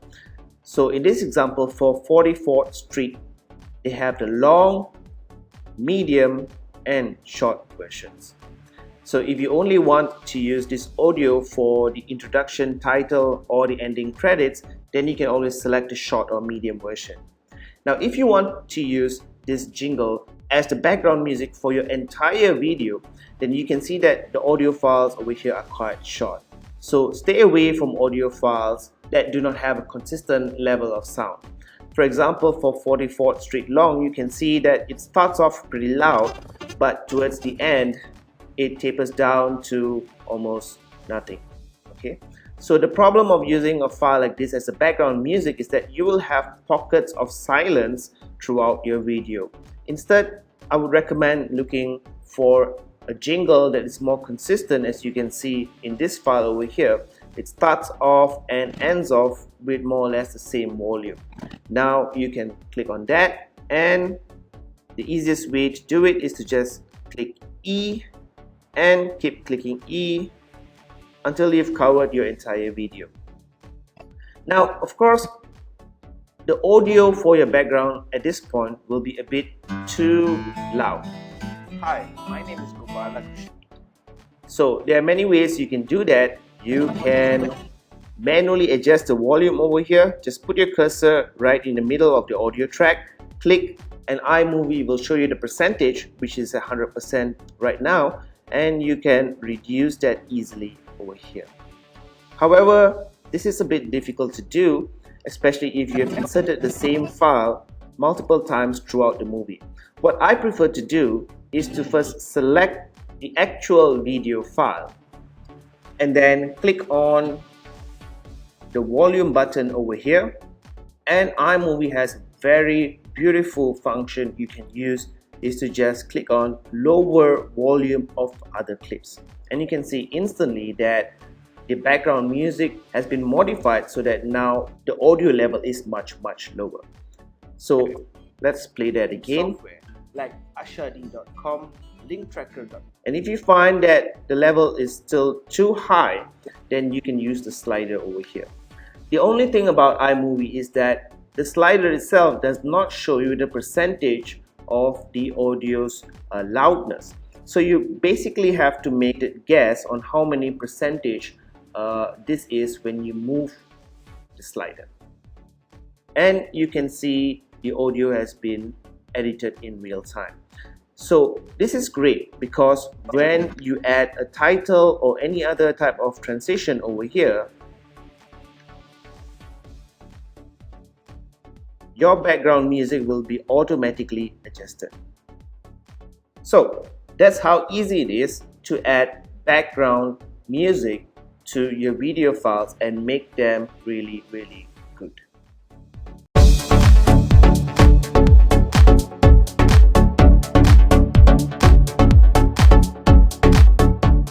In this video, I'm going to show you how to add your logo or your brand or your icon as a watermark in all movies that you make using iMovie. So when you make business videos, it is oftentimes important for you to add your own branding watermark into the videos.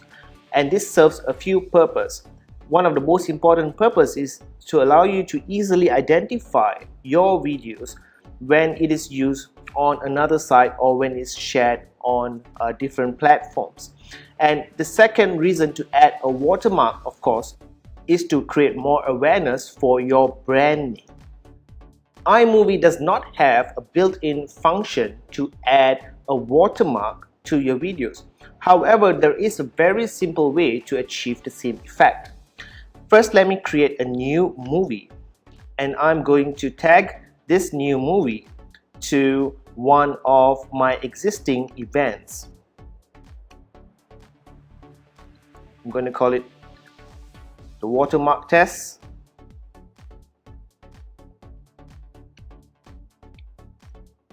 What you need is your actual video that you can see over here and your logo. Your logo should be in PNG format with a transparent background to get the best results from your watermark. So first, select the video that you want to use and then get your logo, place it on top of your actual video, and now you can see your logo appears over here. However, by default, what iMovie does is that it puts your logo as another video on top of the existing video, and there is the Ken Burns effect there as well, so you can see your logo sort of zoom in.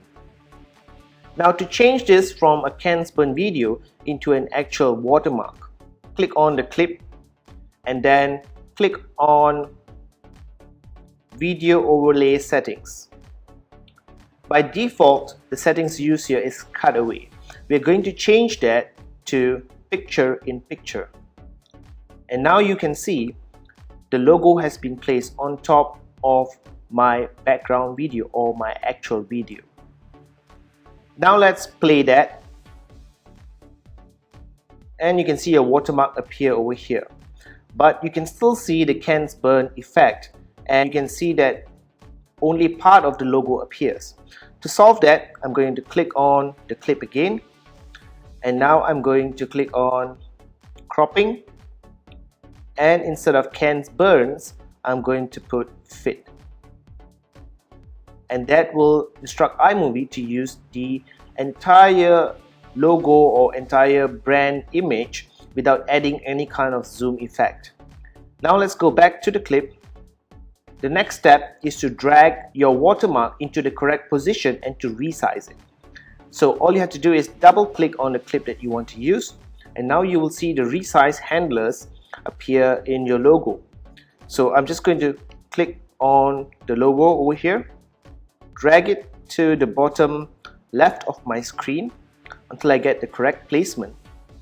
And now I'm going to resize that.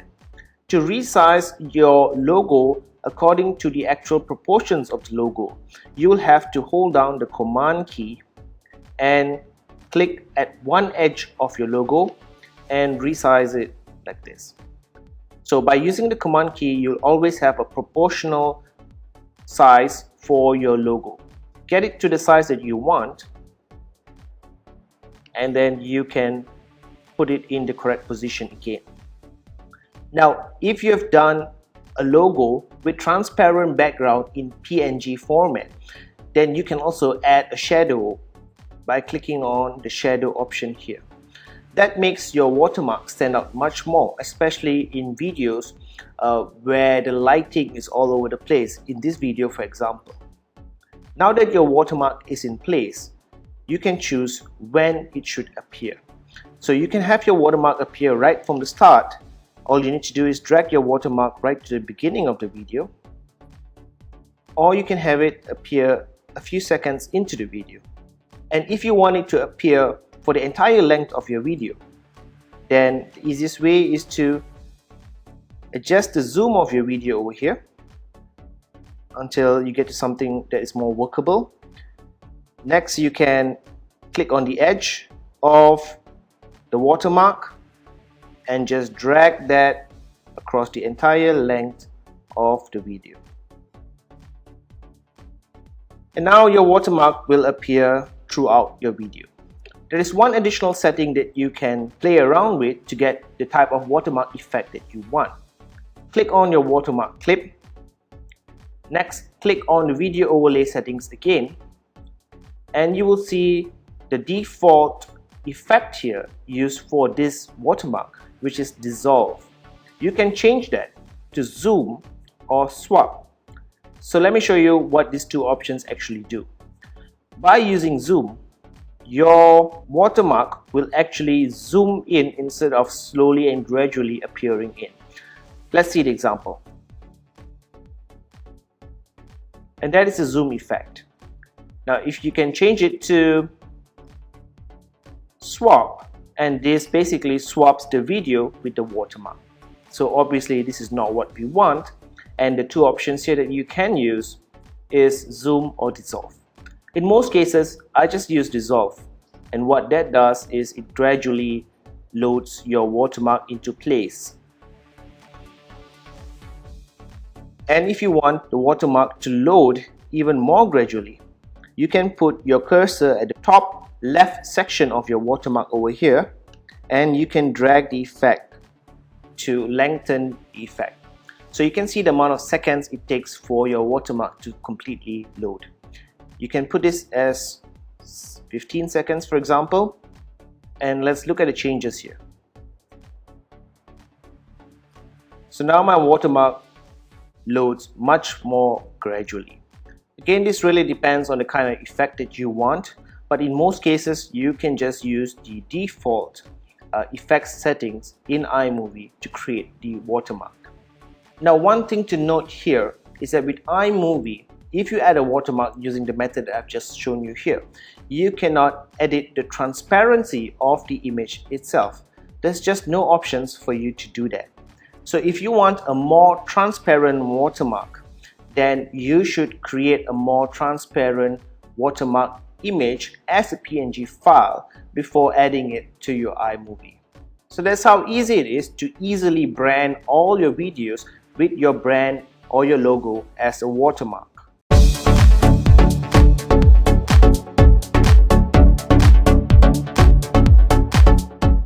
This video, I'm going to show you how you can record and publish awesome screen capture videos to create tutorials.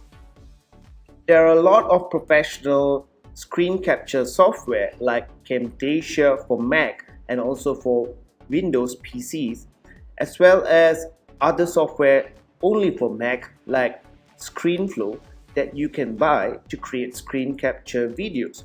However, all those of course cost a bomb.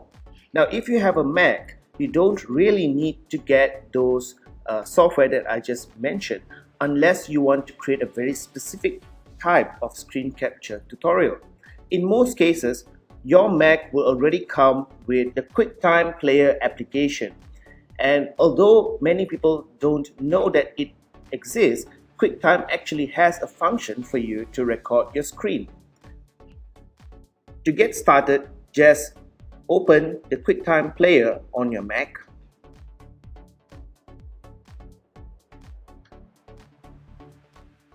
And under the QuickTime menu, click on File and click on New Screen Recording. Now, to make sure that you have audio as well, click on this icon over here and make sure that the microphone setting is not set to none. So choose the built-in microphone, or if you have connected other types of microphones or headsets, that will also probably appear here. In most cases, you can just choose the built-in microphone. And you can see the audio wave over here. So make sure that the audio wave does not go all the way to the end, because that will be too loud. And make sure that the waves are not too much in the middle as well, because that will be too low. Then to start recording your screen capture tutorial, all you need to do is click on the record button. So now I get a message here. Click to record the full screen, drag to record part of the screen, and recording by clicking the stop button in the menu bar, which is the button over here. So I want to record the entire screen, and what I'm going to do is just click anywhere in the screen. Now I'm going to go to the actual screen that I want to record, and I always recommend that you put your browser on the full screen mode over here. And now you can go ahead and record your screen capture tutorial. It works just like any of the expensive screen capture software like Camtasia Studio and ScreenFlow. Now when you're done recording, click on the stop button over here and you can see your screen capture. Now you just have to save it.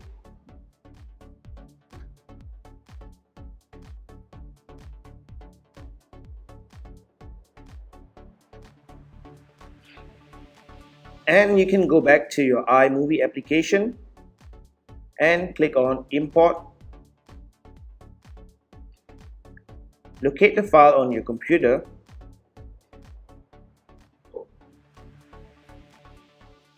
And now you've imported the screen capture tutorial. So you can place that over here. And you can very easily trim the video to include only the actual screen capture part that you want.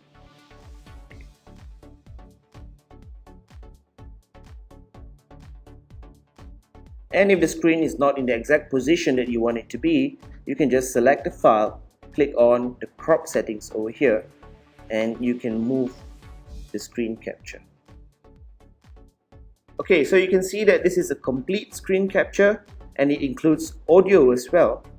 So you can edit this screen capture movie just as you would with any other type of movie in iMovie and produce it to create good quality, awesome screen capture tutorials without having to buy expensive software.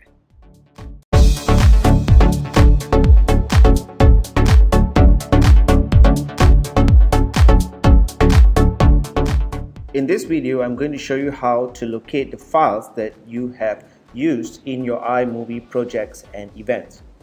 So once you import a file into an iMovie event, then you don't really need to keep another copy of that file on your computer because it is already stored within iMovie.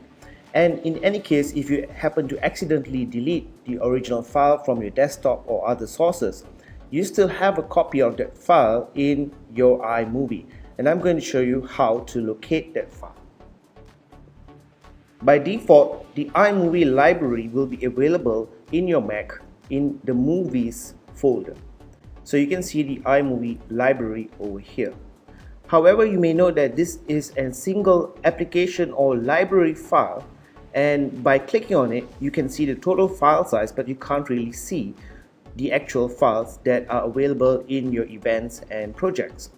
To see the available files, you need to press on Control-click and choose Show Package Contents. And now you'll be able to see all the folders within iMovie that are basically named according to your events in iMovie.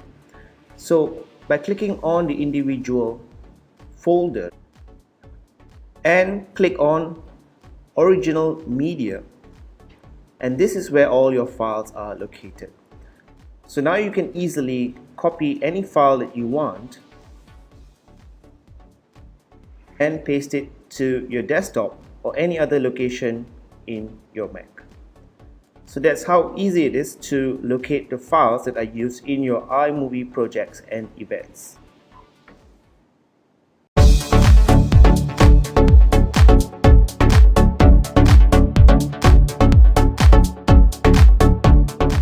In this video, I'm going to show you how to transfer your iMovie events and projects into your external drive or some other place on some other computer, whatever you want.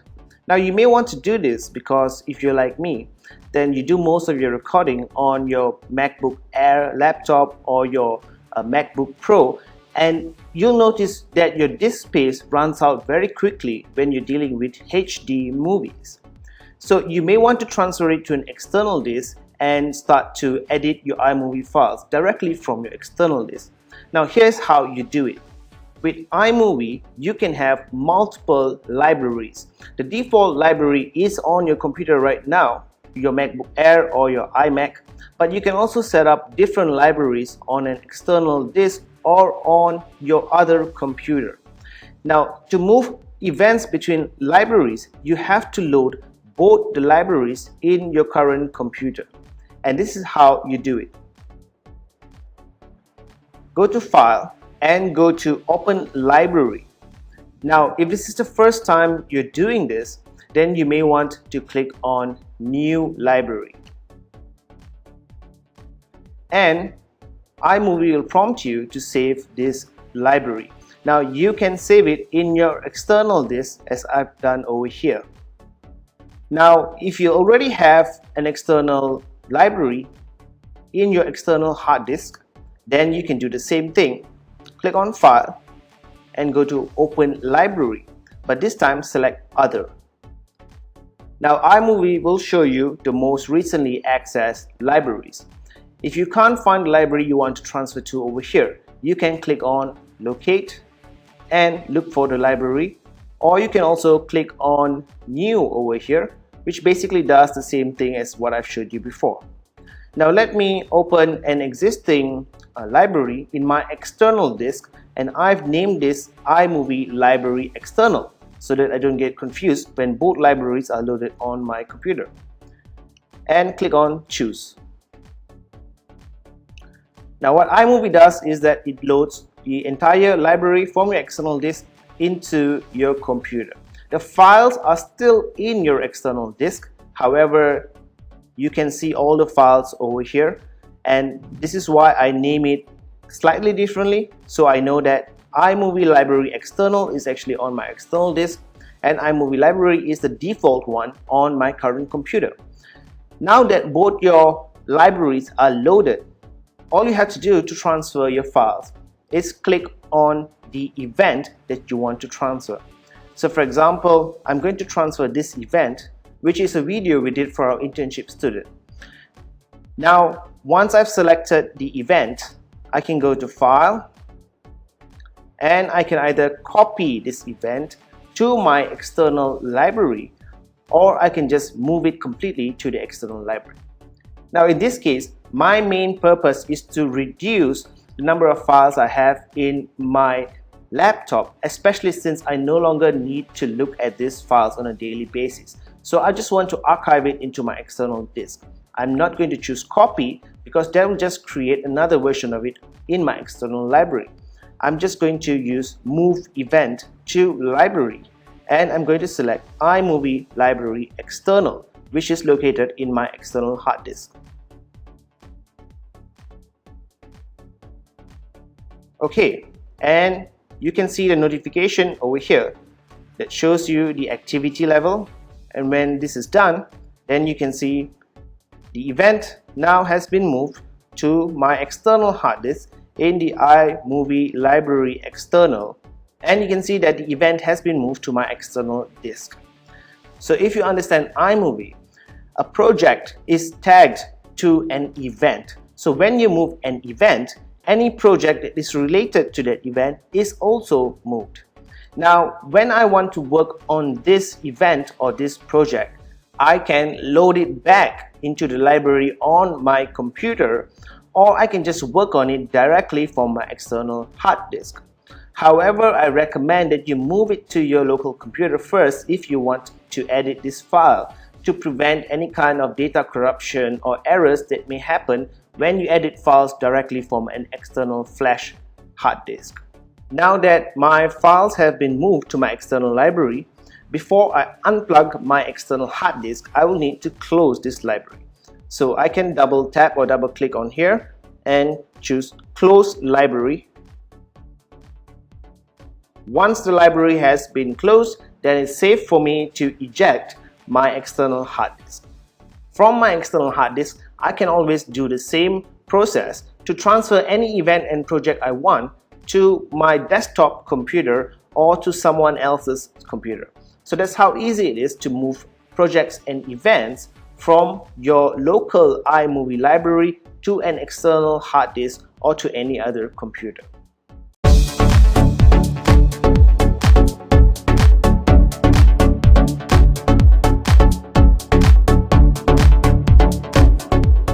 In this video, I'm going to show you how to create one of the most basic types of business videos, which is a slide presentation video. So in this example, I'm using Keynote. I'm sure you can accomplish the same thing that I'm going to show you here to some extent with Microsoft PowerPoint or other presentation software.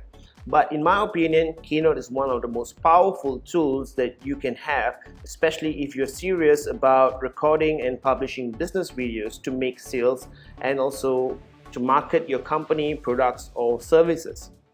So to accomplish this type of presentation video with Keynote is very simple.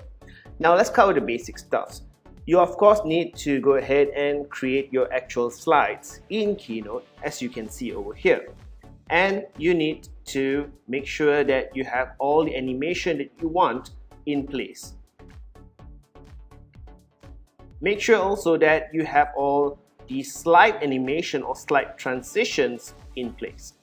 Now in this particular example, as you can see, there are a few hundred slides over here. I'm not going to go through all a few hundred slides, but I'm just going to show you enough for you to get an idea of how to accomplish a very good business presentation video with just Keynote and iMovie. So when you have your presentation slides prepared, there's one very important step that you need to do. You need to create your script. If you're confident about your speaking and you feel like you don't need to create a script, or if you need to do this in a hurry, then you can of course try just speaking whatever that comes to your mind. But having a script really helps, and it's very easy to put in your script into Keynote.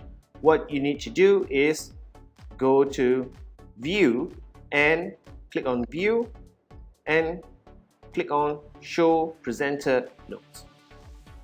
So when you use Keynote to make a presentation, if you have actually used the presentation option in Keynote, you should be quite familiar with this section here. It is actually meant for each slide that you want to record. You can very easily add your script into this section here, and you can do that for as many slides that you want. Once you have written your script, then it's very easy to record the entire video using Keynote. What you have to do is click on Play, and you should see an option here to record slideshow. So this is how the slideshow recording screen looks like. Let me cover the entire screen one by one. The first thing you notice on the bottom left corner is the audio input. So as I'm speaking, you can see the audio levels increasing or decreasing. If you want to record your audio separately, then you can just click on the microphone icon here to mute while recording. And now you can see that Keynote no longer captures the audio. Now let's start back from the top. The Show Navigator button here actually allows you to see all your slides, so you can go to the slide that you want. Here you can see the time, which is very useful when you want to keep track of exactly how long your video presentation is going to be. Next, you can see the current slide, and most importantly, the next slide. And this is a really beautiful feature in Keynote. To create a really powerful presentation, you should not have to wait for a slide to load before you start talking about it. So in the example here that you can see, I can see my current slide, but I can also prepare myself for the next slide. So I can actually start talking about the next slide before I actually go into it. And at the bottom, you can see the presenter notes. So it's very easy for me to just start recording this and just read whatever I have scripted out, and that will make my videos absolutely perfect. Now the screen that you see may not look exactly like this. That is because I have modified my presenter screen. To modify your presenter screen, you can click on this icon over here, and you can then resize all the elements, and I choose to put the current slide slightly larger than the next slide. And if you want to show a timer, you can also show a timer over here, and you can move the timer to any position that you want. If you don't want to show the clock, you can disable the clock. And when you're satisfied with what you have, you can click on OK. Alright, now that everything is in place, what you have to do is click on the record button. Keynote will give you a very basic countdown when you click on the record button. It's important that you don't start speaking immediately once you click on record. In fact, I would recommend that once the countdown has ended, you still give it another 3 to 5 seconds before you start speaking. So let's click on the record button here. And that was the very basic countdown, and in case you missed that, let me click on record again.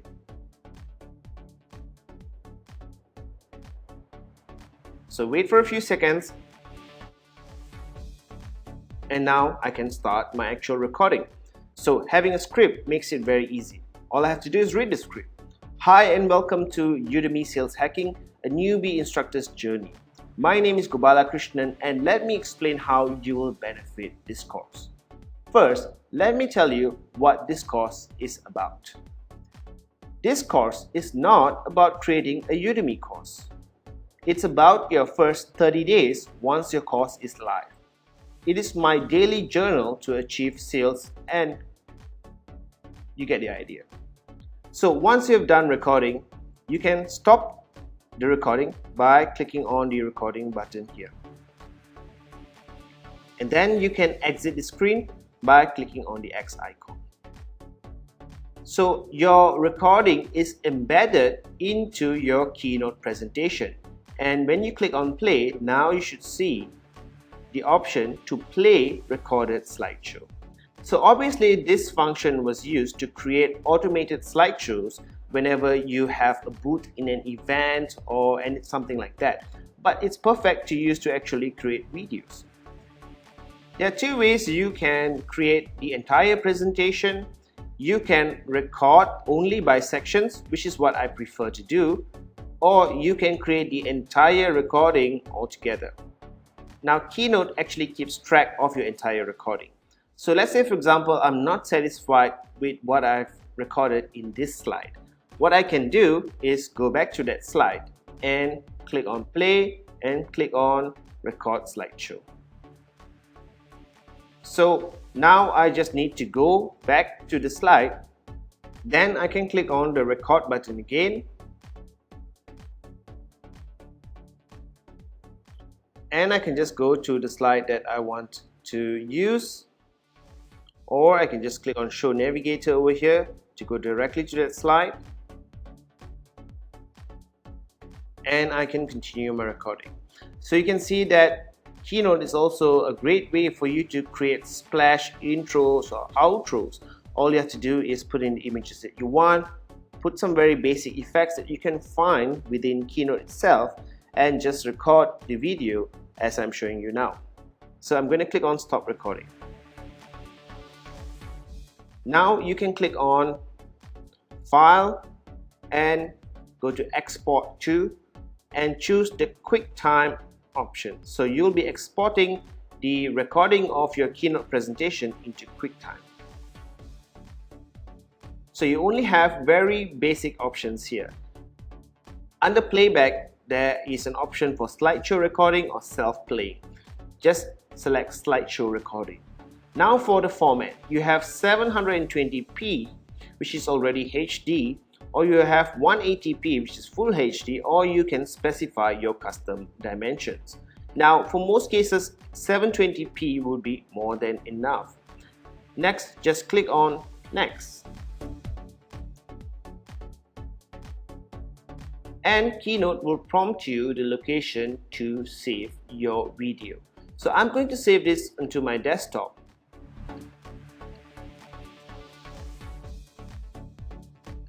And I'm going to click on Export. And now my video is being exported from Keynote. Next, I can go to the iMovie application and click on Import Media and go to the location that I just saved my entire keynote presentation. Click on that and click on Import Selected. So here you can see the entire video that I've just recorded.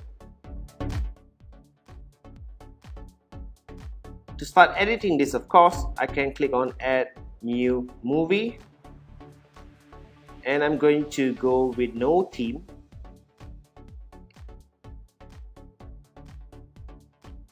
I can click here and drag the entire presentation. So you can see over here, my entire presentation has been recorded with all the bullet animation and also the slide transitions. So this part of the video has no audio at all because I clicked on mute audio. Now, if I did not click on mute audio, of course, the audio will be recorded together with my presentation. So it's really up to you how you want to do this, but my advice is to create your slides, create the presenter notes, which can be used as your video script. And when you are 100% satisfied with your slides and also the presenter notes, then start recording it in Keynote, and that will help you to save a lot of time. Also, it will help you to create much better, higher quality professional videos than just trying to do this using some other method. This method of creating business videos is extremely powerful. You can use it as a sales video. You can use it for any other purpose, for example, an announcement or an intro screen or an outro screen with a call to action. There are many things that you can do with it. And that's how easy it is to use Keynote to create awesome slide-based videos and edit them in iMovie and use them to make more sales for your business and also to promote anything that you want.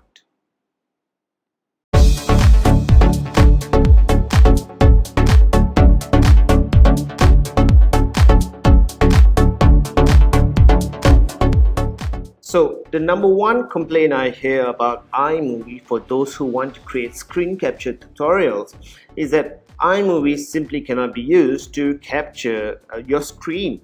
Now there are many ways to overcome that, but most people don't realize that it's very simple to add screen shots or screen captures to your iMovie and actually make the video that you want. You do not need to get additional software specifically for screen recording like Camtasia for Mac or even ScreenFlow. Now, I have shown you a few ways to get your screen captures in this course. Now I want to show you a very unique way to accomplish the screen capture effect without actually taking any screen capture at all. And I'm going to use screenshots to accomplish this. And I also need the Google Chrome browser. So make sure that you are on the Chrome browser, and you can visit the Chrome App Store by searching in Google Chrome Web Store,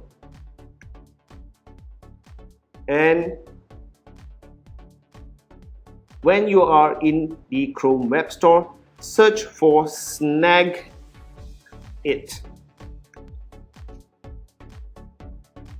So Snag It is an actual app developed by TechSmith, the same people who are behind the Camtasia Studio and Mac applications. And in this particular version of the app, it's merely an extension to Snagit, but it has all the tools that you need. So let's click on the app here, TechSmith Snagit. So what this app allows you to do is to take screenshots of your Chrome browser. Although the actual Snagit application has way more options to take screenshots, but this free plugin, from my experience, does a pretty good job. So I have already installed this plugin into my Google Chrome, but in your case, you should see a button here that says install. So when you have installed the TechSmith plugin for Google Chrome, you will see a little S icon here, and when you click on that, you can see the screenshot options. So how does this work? Every screenshot that you take will automatically be saved to your Google Drive folder under My Captures. There should be a folder created automatically called TechSmith, and all the screenshots that you take will be automatically put into that folder, which is great because with the Google Drive you can actually access your screenshots from any computer and any mobile device that is linked to your Google Drive account. So let's take an example screenshot over here. There are a few options. You can snap a specific region, you can snap the visible area, or you can snap the entire scrolling web page. Let me show you the difference. So when you click on region, you can select a specific region to capture. Now this is useful if you just want a very small portion of your screen to include in your video. The other option, of course, is to snap the visible area. And as soon as you click on the button to snap visible area, Snagit will automatically capture your screen and it will automatically sync it to your Google Drive account. Now, if you're going to use this plugin, you should give it a unique name over here. Type anything you want, and that'll make it easier for you to find in your Google Drive folder. Now, let me show you a much better way to do it if you actually want to explain a lot of stuff on the screen. Click on the Snagit button and this time select scrolling. So this will capture not only the visible portion of your screen but the entire web page.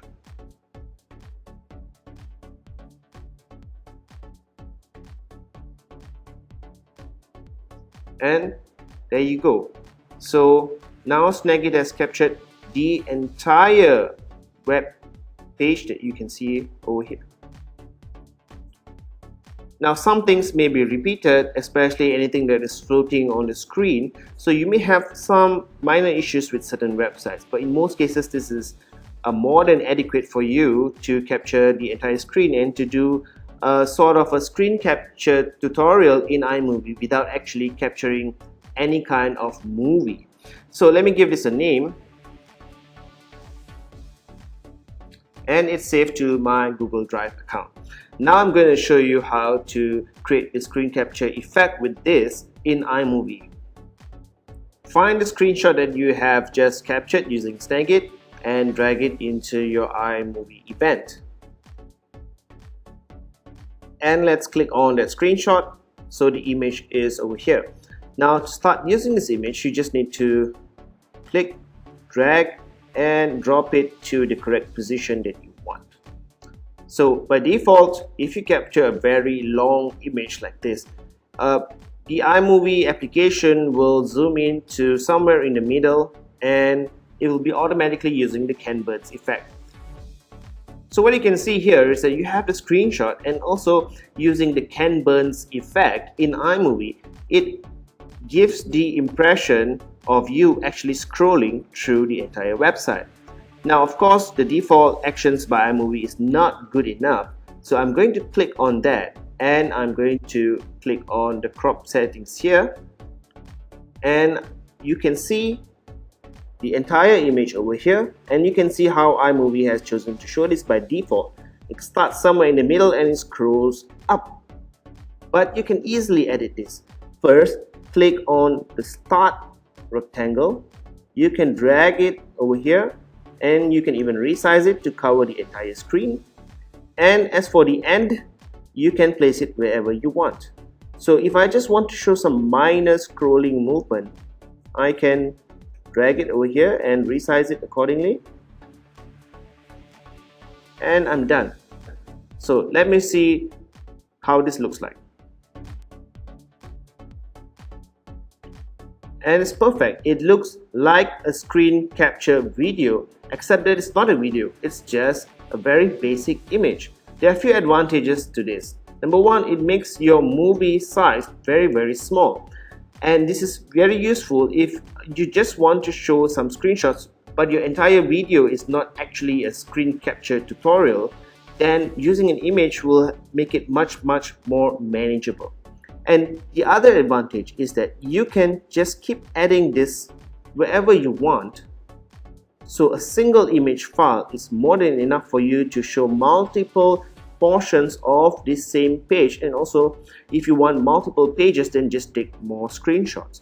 So in this example, assume that I am creating a video and I explain up to here, but for this part I actually want to start somewhere below, and I can edit this, can resize it,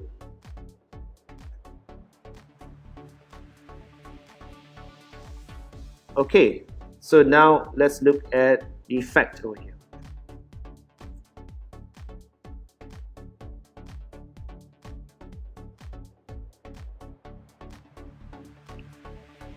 And that's perfect. Now I can also choose to use the image again.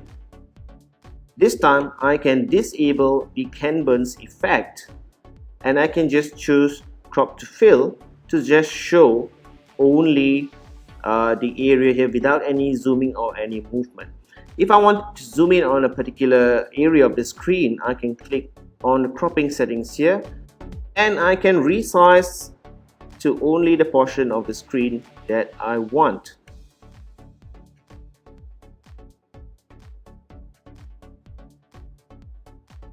Okay, now let's look at the effect.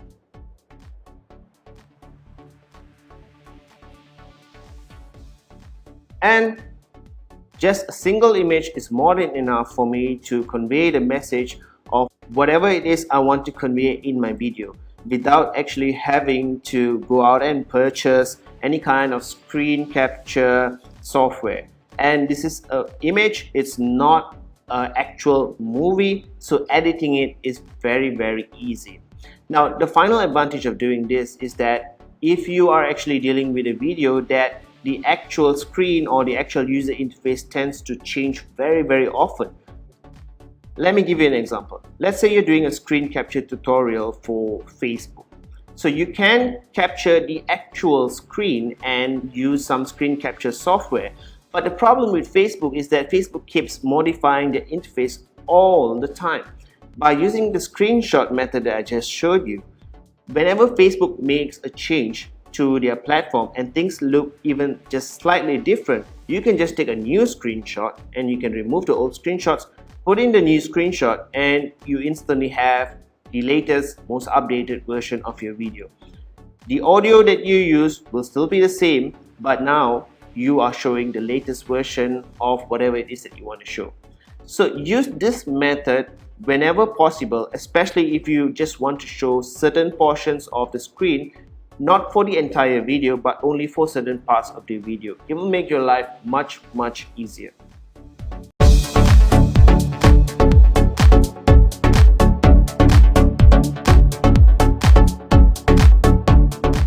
In this video, I'm going to show you how to edit green screen videos using iMovie. Now the tutorial itself does not cover how to set up a green screen or how to actually record yourself in the green screen. What I'm going to show you here is just basically how to use the green screen footage within iMovie. So the first thing I want to do is create a new movie, and I'm going to just select a default theme or no theme over here. I'm going to click on create, and I'm going to call it test green screen. So green screen is also sometimes referred to as chroma key, and it doesn't have to be green. It can be green, it can be blue, it can be red, whatever color you want. The reason why a lot of people use green screen is because statistically speaking, green is very rarely used in your clothing, etc. So I won't cover the details about that, how to record green screen. I'm just going to show you how to do the editing of your green screen recording in iMovie. So now that I've created a project, and you can see the green screen recording that I have done over here. So I've done 2 sample green screen recordings, and you can see the one over here. If you notice to the right, there's just a little gap over there where I accidentally recorded the wrong part of my green screen, the very end of my green screen. So that's done on purpose because I want to show you how to correct recordings like this where you made a mistake when you record the green screen itself. So with the green screen recording, you have to put your actual footage on top of an existing file. The easiest way to do it, if you don't have any video that you want to use for your green screen, is to select one of the maps and backgrounds available within iMovie itself. So let me select the organic background. You can see a preview over here. Now I'm going to select that, put that down over here, and I'm going to go back to my project. Now I'm going to get the green screen recording. I don't have to get the entire recording over here. I can just select a small portion that I want to show you. Okay. And now I'm going to drag that and drop it on top of my background. Next, I'm going to select this movie over here. I am going to go to the video overlay style, and one of the options you see here is green or blue screen. So just select the option, and instantly, as you can see, iMovie has taken care of everything else. So the green screen is in effect now, and I can edit the settings of the background video or the background image over here. So let's take a look at other options for your green screen. You can basically put any image you want as the background for your green screen. The video itself, of course, has to be an overlay on top of your background. Okay, so your green screen is done. It's very easy, but of course you can notice that my green screen recording isn't perfect. You can still see a very small green line, green outline on my body, on my face, and this has a lot to do with the actual recording of the green screen footage itself. So once I get better at that, then the green screen will look better. Now what if you made a mistake within your green screen recording? So let me show you how to do that. First, of course, we're going to select our background image or video. Now I'm going to select the particular green screen recording where I actually made a mistake. So you can see here in this green screen recording, there is a portion on the right of the video where you can see through to the background or what's behind the green screen. And there's a very easy way to fix this. So I'm just going to put my video over this, and I'm going to select green or blue screen. And now you can see the effects of this. So the part that was not covered by the green screen still appears as a normal video. So to fix that, I can select on the cleanup option here, and I can select, and now you can see I can actually modify the area that I want to use for my green screen recording. Okay, and you can see as I move this area and ignore the part that I did not put a green screen, and now I've fixed the issue. So it works. That's how simple it is. Now a few other options to correct a green screen recording. Let me start again. This time I'm going to select a white background so you can see exactly what is happening even after I put in green screen video. I'm going to select the actual footage without a mistake. Okay, I'm going to put green screen. Alright, so because I did not record the green screen properly, as I mentioned, you can see a slight green outline on my body, and you can also see some shadow over here because the green screen was not even. So to fix that, the easiest way in iMovie is to control the softness of your effect. Okay, so when you increase the softness, then your body or your hair, everything becomes a bit more transparent. Now if you reduce the softness, therefore it becomes a harder version of the recording, and that will give you a better image of yourself. So if you've done a green screen recording with perfect lighting, then you probably don't need to modify this that much, but it's good to know that you can actually do these simple adjustments. So as for the shadow over here, I'm not sure if you can actually see it in the video that you're watching, but there is a little shadow over here because the green screen was not even.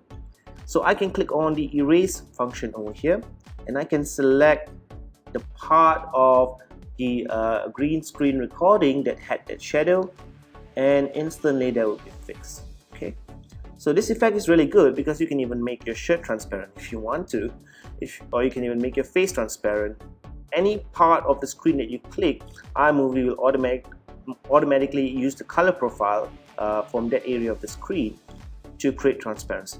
So okay, so now I've done the modifications, and you can see green screen effect over here.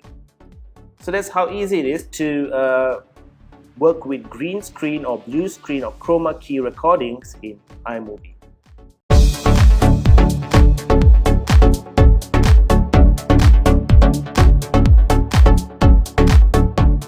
Hi, it's Krishnan again, and in this video we're going to talk about how to conduct video interviews. So with any other type of video that you want to create for your marketing purposes, the basics are the same. You need a good way to record audio, and I use the Rode SmartLav lavalier microphone as I mentioned. And one of the key advantages of having a lapel microphone or a pin-on mic like this is that it's very portable, very good for interviews.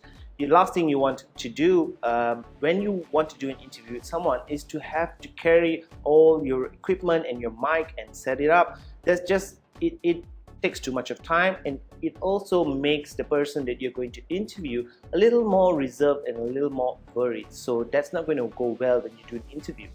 So when you want to do a video interview with someone, make sure that you have the best or the most portable and good quality audio capture source. And in my case, mostly what I use is just my smartphone and my MacBook Air, which has a webcam, and they call it the FaceTime camera. So that's what I use for video. The third is, of course, make sure that you have good lighting. And in the case of an interview where you are traveling or going to a different location, you have no control over the lighting for that particular scene or that particular location.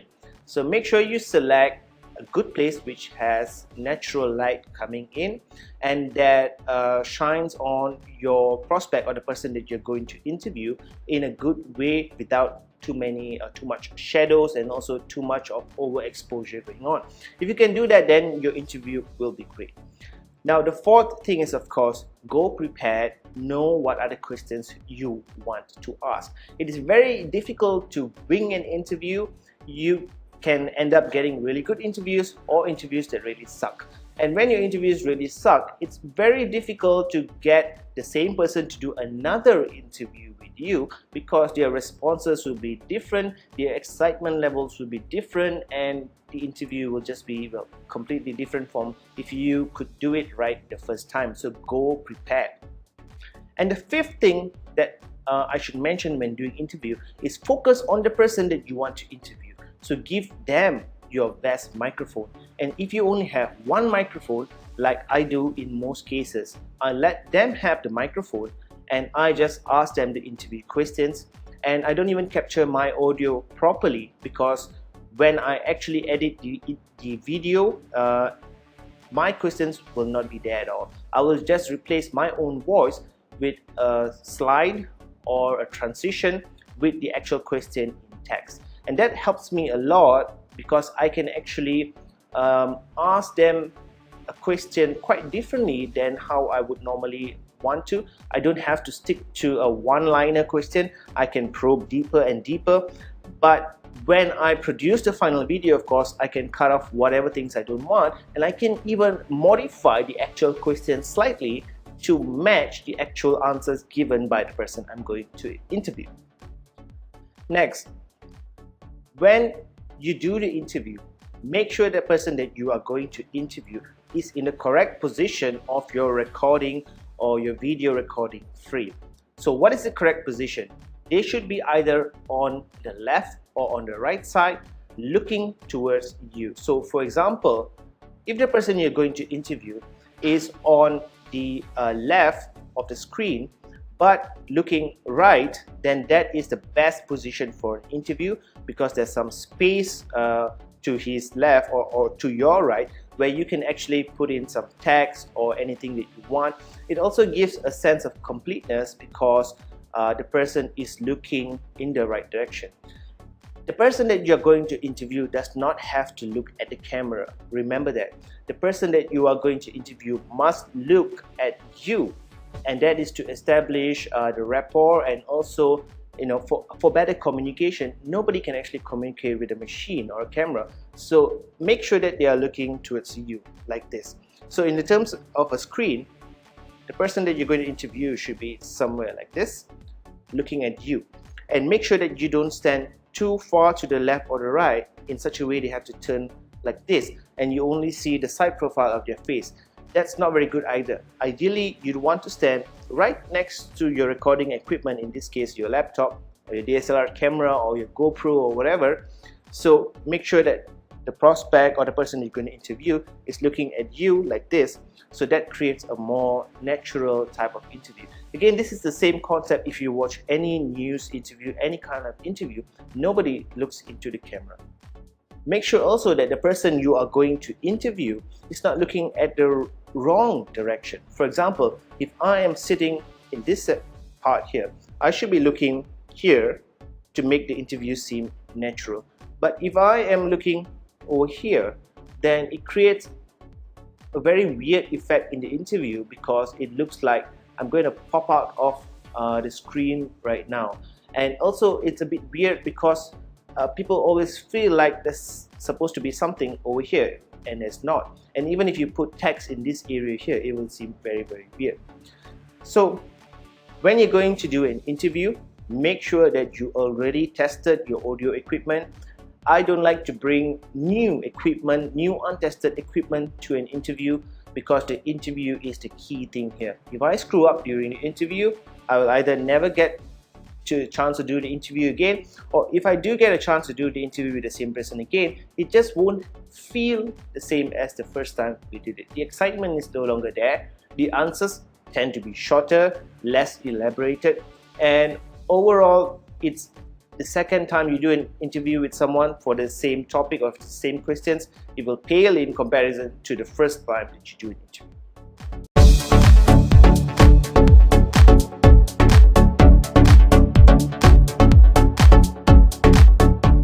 The next tip that I can give you for doing really awesome interviews is that make sure you capture additional footage for the interview. For example, if you're going to do an interview with somebody, then if all your viewers can see is that person staring somewhere, not moving and just talking and talking and talking for an hour or half an hour, it becomes really stale, it becomes really boring very fast. So to overcome that, make sure you capture additional footage, video footage of the person that you're going to interview from a different angle. You can again do it yourself with a tripod, and you can put your smartphone over to capture video from a different angle. You don't have to capture audio in a second device. Audio will be captured in your main device, which is your laptop, but the second device just helps to provide a different perspective whereby the viewers can also see perhaps you, or can also see the surrounding. Now you can also capture additional videos. For example, I like to build up to the interview by capturing screen captures, screencasts of websites or Facebook page or LinkedIn profiles related to the person that I'm going to interview. I also like to capture additional footage of, for example, footage of me walking into the room or walking into the area where I'm supposed to meet the person. I also capture additional footage when I first, wave at that person, etc. So I also capture videos of surrounding, for example, if the interview took place in an office and if the office is really good, then really interesting, I will also capture additional footage of the office. So you can use this additional footage before the interview starts, when you want to introduce the person you're going to interview, and also throughout the interview. Whenever the person you're going to interview mentions a website or a URL, you can include a screencast of that website to emphasize the point that the person is trying to make. So capture additional footage with your smartphone or with a screen capture. Screen captures, of course, can be done after the interview. You don't have to do it before the interview, but the additional footage with your smartphone has to be done during the interview. Now, if you can get someone to assist you, then your job will be much easier, because all you have to do is set up the main recording source, which is your laptop, and then you just have to look at the person you're going to interview and do some chit chat and start to interview them and actually go on with the questions, where your assistant can actually help you to capture the additional footage. If you don't have an assistant, then you can always bring a tripod, set up a camera, or you can capture those additional footage just before or just after the actual interview. When you're doing an interview also, you have to keep in mind that just having the basic smart lav Rode lavalier microphone may not be enough because of the length of the cable. So in this situation here, in this video, I'm just plugging it directly into my MacBook Air, and that works because I'm sitting really close to my laptop. But if your prospect or the person that you're going to interview have to sit behind, then you will have to stretch the cable of this mic way a bit too long, and that can cause problems. So you can get a connecting cable over here, or an adapter cable that helps you to increase the length of your lapel mic or your lavalier microphone. So you plug in your lavalier microphone over here, and this helps to extend the reach of the cable by another 2 meters, and then you plug in the business end here into your MacBook Air or your computer. Again, this is introducing another point of failure to your audio recording. So when you do something like this, when you have to plug it into an extension cable like this, make sure that you test the setup of your audio and make sure that the signal is clear without any additional noise. But in my experience, having this cable here really helps, because then my prospect or the person I'm going to interview can be really comfortable sitting at a comfortable distance or from my laptop without having to worry about this cable that you see over here. So this is really handy to have when you are doing interviews, and you can get this from, I don't know, Radio Shack, whatever, but I got this from Amazon, and you can get a link to this in the resources section.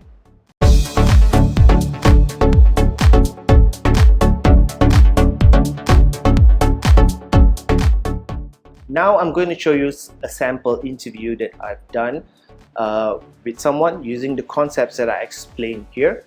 I used natural lighting, and the environment was really noisy. It was Starbucks and the music was very loud, but by having a proper audio setup, I managed to eliminate a lot of that noise, and there's still a little bit of noise left over in the audio, which I cover up using a backing track. So that interview could have gone horribly wrong if I did not have the right equipment. If I relied on the built-in mic of my laptop, it could have gone horribly wrong, and you can hear all kinds of noises except the words that are coming out of the mouth of the person that I'm trying to interview. So this will not be the full example, but you can go to my YouTube channel to get more ideas of how to do a simple interview with someone that is powerful, that is beneficial, and that is of good enough quality that you can actually market those interviews without having to bring a crew. I usually do the interviews myself, and without having to bring any kind of expensive lighting or video recording equipment. Enjoy!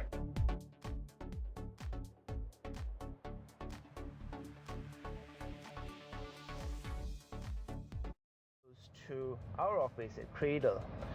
So he's literally in my backyard, and I have to find out who this guy is, if he's a real deal or if he's just another Malaysian con artist. So I'm going to interview Naidi Poon, and I'm going to publish the interview online to expose who Naidi Poon really is. And I'm going to ask him all the tough questions. So stay tuned for my interview with Naidi Poon.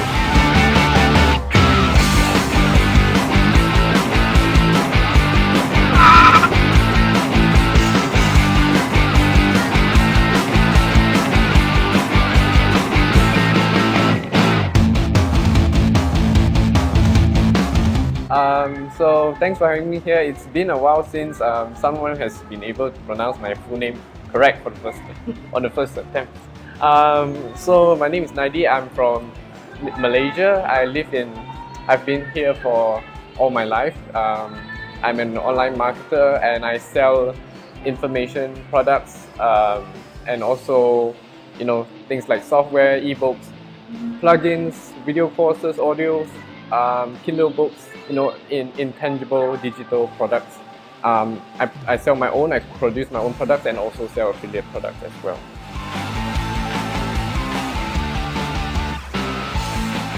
So if you had told me like perhaps 9 months ago that I'd be doing this, I see you're crazy, okay? Because I grew up in an environment where getting a degree, going to getting a job and saving 10% of your paycheck and retiring is kind of the norm here. Especially my dad, he wanted me to be a doctor, which is quite ironic because he's a business person himself. So anyways, I was just doing the whole thing, and then suddenly when I was playing some video games online, suddenly an ad popped up. It was Google Sniper by George Brown. Okay, he was basically saying about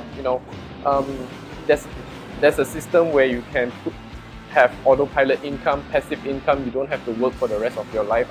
And I was like mind blown. I mean, because the concept was totally foreign to me. Passive income, what is that? Because whole life I've been told that I have to get a paycheck and save and stuff like that. So it completely changed my worldview.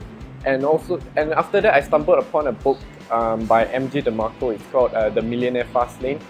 So he just put the concepts into words. So he said that time is an asset which its value increases over time. So it makes sense to buy time instead of selling your time. And it's also not scalable because everyone only has 24 hours in a time unless you can raise your value to an extreme height. For example, if you are an athlete, Cristiano Ronaldo, Justin Bieber, where your value is so high you can sell your time. But I'm a person who has no talent at all. I mean, I don't know, I'm not extraordinary at anything, so I decided to start a business, and that's how I got into it.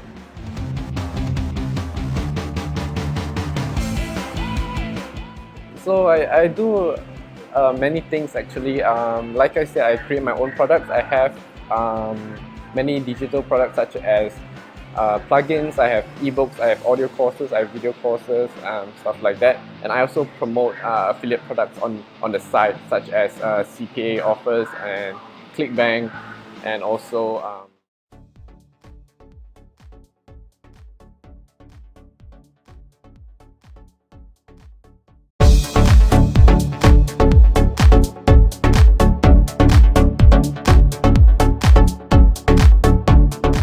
Okay, in this video I'm going to show you how you can easily record your iPhone or iPad screen using screencasting software that you already have, for example QuickTime or Camtasia Studio or ScreenFlow.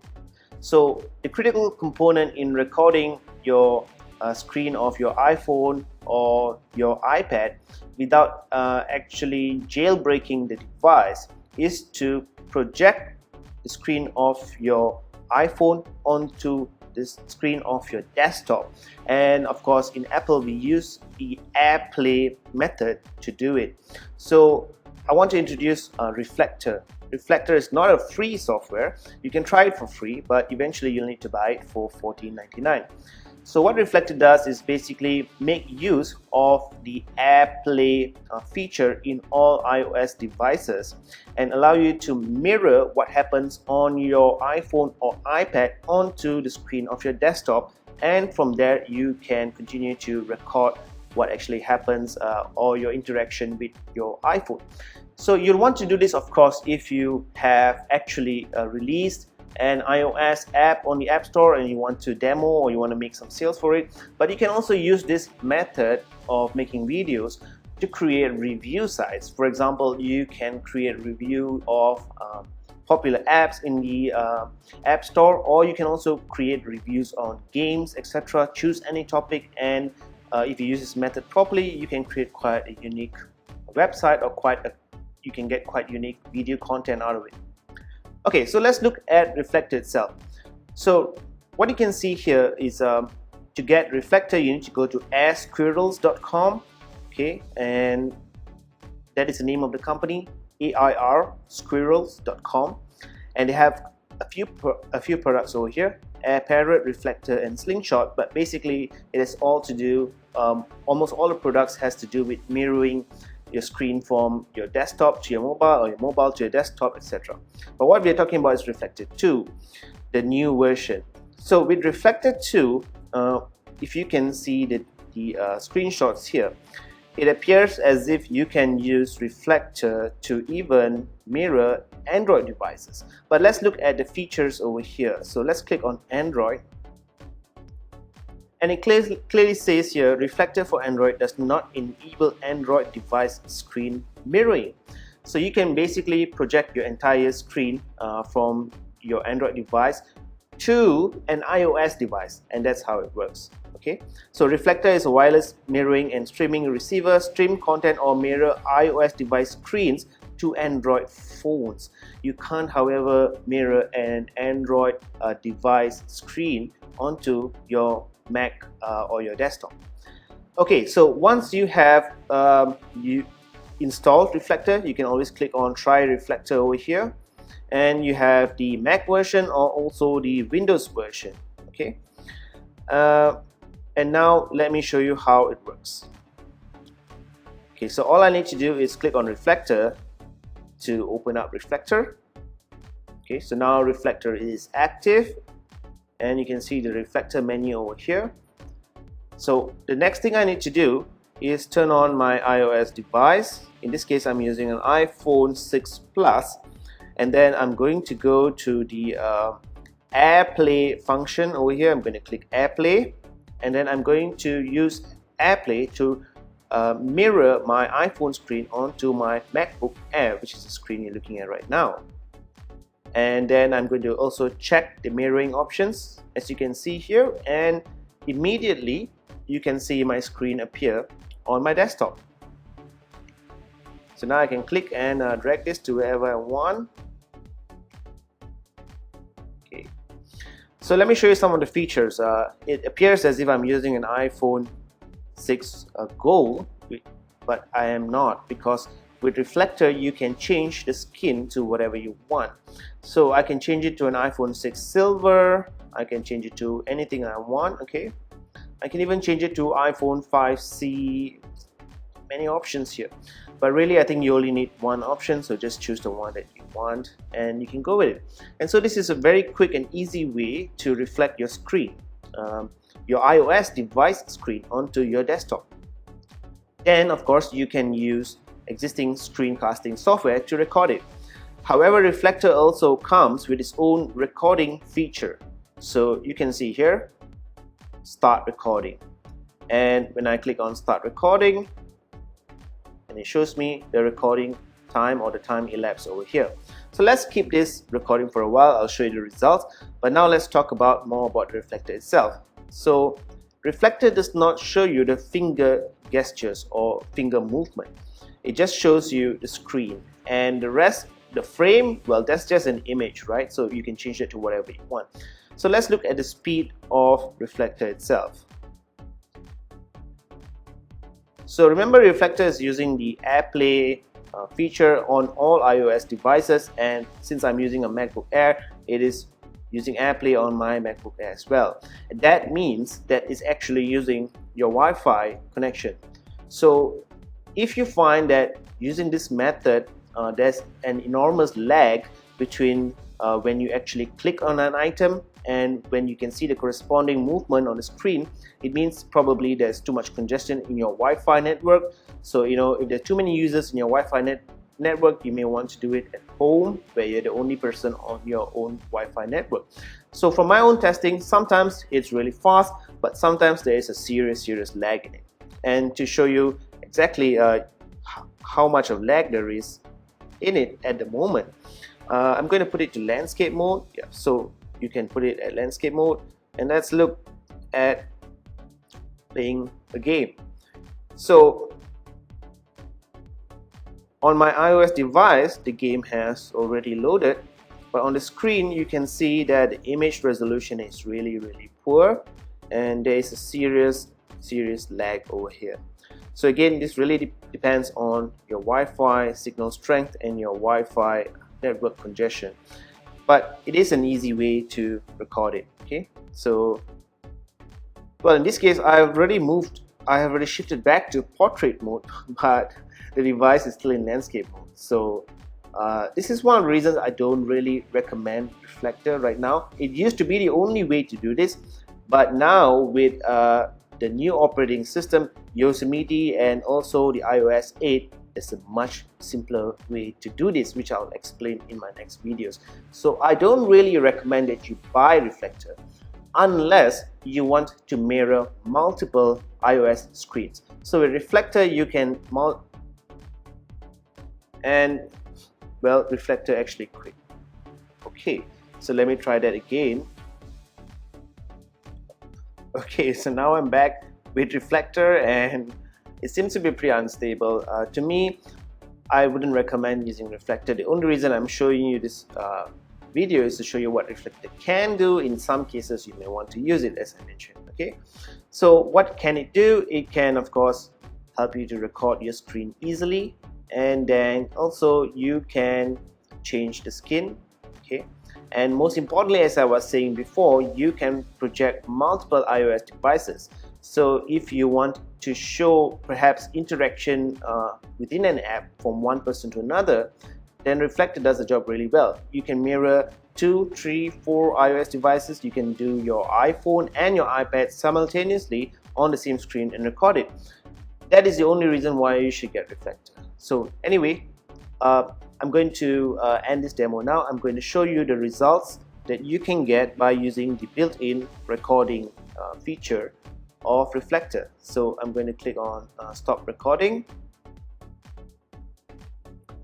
Okay, and I'm going to save this to my desktop.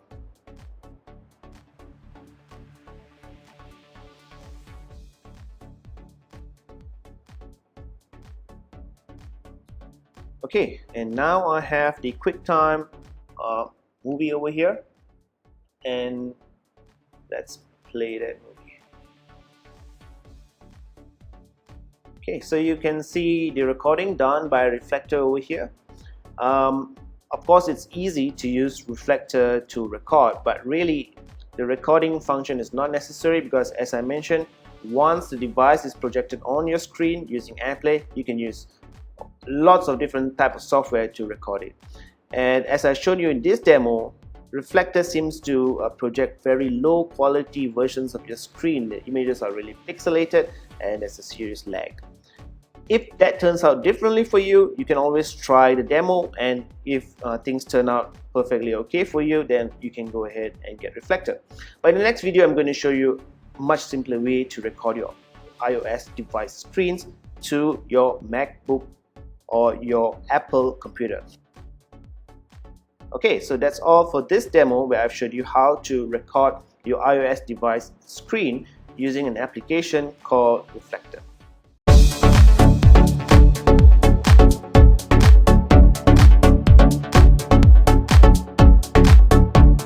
I'm Krishnan, and in this video I'm going to show you how you can easily record the screen of your iPhone or iPad using no additional tools.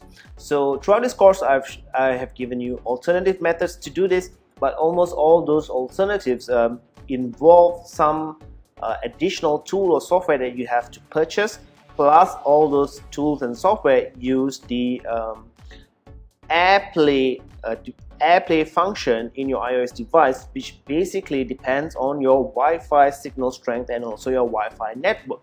This method is very different. So with this method, to record your iPhone or iPad output on your Mac, make sure you're running OS X, Yosemite and iOS 8. Then connect your iPhone or iPad to your Mac using a lightning cable, which is the same cable you use to charge your iPhone or your iPad. And then note that you may need to trust your Mac before the iPhone will work. This should not be a problem if you have previously synchronized your iPhone to the computer you're using. But if this is the first time you're connecting to a computer, yes, you will get a confirmation message if you want to trust this computer or not. Next, launch QuickTime and select File, New Movie Recording from the menu bar. So it seems simple enough, and I'm going to show you how to do this right now. So first, as per the instructions, make sure that you have an iPhone and you have connected your iPhone to your Mac using the lightning charging cable or lightning connector, and you can connect it to any USB port that you want. Okay, so now as for this screen recording itself, once you have the cable sorted out and connected, then let's look for QuickTime Player. And QuickTime will prompt you to open a file. You can click on Done. Now let's go to the QuickTime Player and click on File, New Movie Recording, not New Screen Recording. New Screen Recording only records your desktop screen. So let's go to New Movie Recording. Okay, and there you see the screen of my iPhone. In case you don't see this, then you are probably at the default setting, which is the FaceTime HD camera. Okay, so if you have never done this before, when you click on New Movie Recording, you'll probably see yourself using the FaceTime HD camera. So you can click on the little button over here and change that to the iPhone or iPad, whatever that you want to record. Next, you can also select the quality level, high or maximum. Okay, so I recommend that you put it at maximum unless for whatever reason you don't really need very high quality resolution of the video. So as for the recording itself, you can see the audio levels over here, and when you're happy with that, you can click on recording. But first, let me talk a little bit more about this method of recording the screen. So with this method, I find that there's almost no lag time over here, and it's instantaneous, and that makes it very easy for me to demo stuff. Let's click on the Facebook app, and as I scroll up and down, the movement is very synchronized to what you see on my desktop computer. And let's look at images, and it's almost real time. Exactly what I see on my desktop is exactly what's happening on my phone right now. Okay, and let's try landscape mode.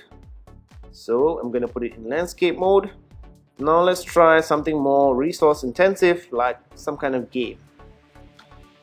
So with almost any other method I've tried that uses the AirPlay function to do this, to project your screen, there's a serious lag whenever I try to record a game, and that's no good, because if there's a lag, then it becomes impossible for you to show what you're doing on your game. So in this case, there is a little bit more lag when you start loading up games, because there's a lot more graphics here that needs to be recorded. There's a lot of things happening, lots of movement, but really it's much better than any of the other solutions I've tried.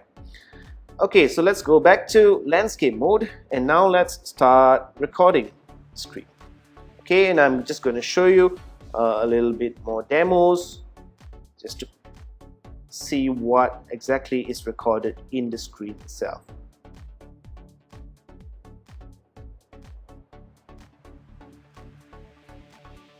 Okay, so when you're done, then you can click on stop record, and now your movie has been recorded. So you can save the movie,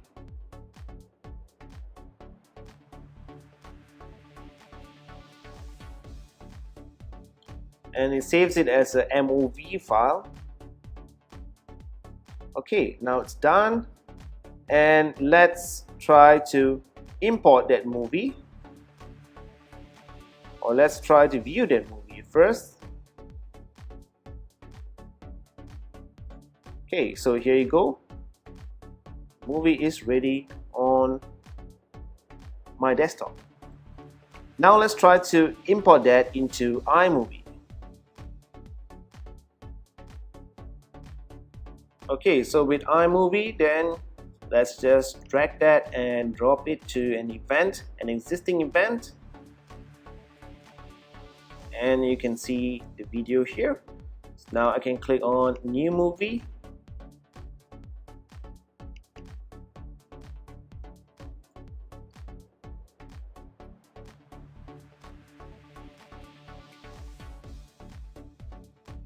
okay, and of course this is a little bit too small for the entire screen, so I'm going to first put a background,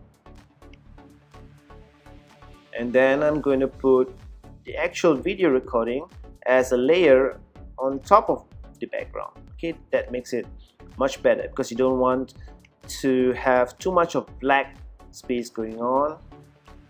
Okay, and now I can click this picture in picture. Yeah, that will be the best option. Select picture in picture. I can place it at the best location that I want to. And on the right here, well, I can always put in any title to explain the screen. For example, let me search for something that is on the right or on the left.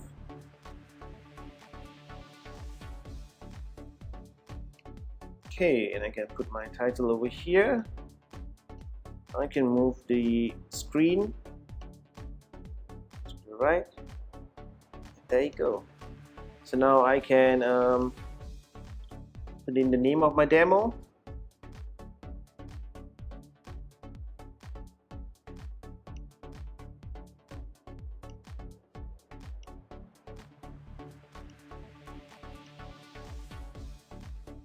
Okay, perfect. So here I have a complete demo video, and I can use this format to demo just about any kind of app that I want.